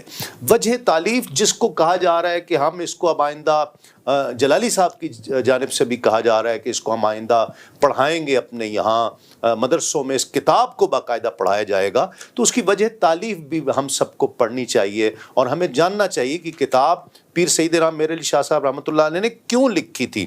آپ فرماتے ہیں تخالف مذہبی مابین سنی و شیعہ کوئی نیا اختلاف نہیں ہے جسے رفع کرنے کے لیے طالبان حق موجودہ زمانے کے علماء سے التجا کریں. اس سے پہلے بھی یہ اختلافات ہوتے رہے ہیں, اور علماء کرام اس اہم موضوع پر نہایت شائستہ انداز میں اظہار خیال فرماتے آئے ہیں. لیکن جو آگے ٹکڑا ہے وہ لکھتے ہیں کہ البتہ حال ہی میں اس تخالف میں ایک نئے رجحان کا اضافہ ہوا ہے, اور یہ سمجھا جانے لگا ہے کہ اہل سنت والجماعت ہونے کے لیے ضروری ہے کہ انسان اہل بیت کرام کے خلاف بغض اور بنی امیہ کے ساتھ محبت رکھے. حالانکہ اہل سنت کبھی بھی اس شقاوت میں ملوث نہیں ہوئے ہیں, اور ان کے عقائد میں رسول پاک کے خاندان سے دوستی و مودت مدار ایمان اور فرض مانی گئی ہے. اس نئے رجحان کی وجہ یہ معلوم ہوتی ہے کہ ہمارے علماء کرام نے بمقابلہ اہل تشیع اپنے مواعظ و نصائح کی مجالس میں صرف دفع ملائن و متائن یعنی لعنت اور طعنوں کو رد کرنے پر زور رکھا ہے, کی طرف ہی رخ کیا ہے, اور اہل بیت علیہ السلام کی فضائل اور مناقب بیان کرنے کی طرف کم توجہ کی ہے. پھر آگے وہ لکھتے ہیں کہ چند احباب میرے پاس آئے اور انہوں نے اس رجحان کا ذکر کیا کہ ہمارے علماء جو تعلیمات دے رہے ہیں اس میں محبت اہل بیت کم ہوتی جا رہی ہے, تو آپ کوئی کتاب لکھیں. تو میں نے اس پر یہ تصفیہ مابین سنی و شیعہ لکھی ہے. سوال یہ ہے حضور, میں نے یہ آپ کی نظر سے تو گزری ہے, اور میں ناظرین کو یہ سنانا چاہتا تھا کہ اس کی وجہ تالیف یہ ہے, صرف رافضیت اور ناسبیت صرف رافضیت کا رد نہیں بلکہ ناسبیت کا رد، کہ جو اہل بیت سے جو دور ہوتے جا رہے ہیں وہ ہمارے نوجوان، ان کو روکا جائے، اس کتاب کا اولین مقصد یہ تھا۔ لیکن ہمارے ہاں رافضیت اور رافضیت کا بہت زیادہ ایک رافضیت فوبیا ہو گیا ہے علماء کو، کہ جہاں اہل بیت کا ذکر ہوتا ہے وہاں پر وہ اس پر رافضی ہونے کا وہ لگا دیتے ہیں، لیبل لگا دیتے ہیں۔ آپ نے جو اس دن بات فرمائی ہے کہ جب توازن بگڑ جائے گا، کہ آپ جب ایک طرف کی بات کریں گے اور دوسری کو رد کرنے کی کوشش کریں گے، تو ہمیں تو وجہ تالیف میں تو کچھ اور لگ رہا ہے کہ انہیں جو کتاب لکھی ہے وہ تو ناسبیت کے رد میں زیادہ لکھی ہے۔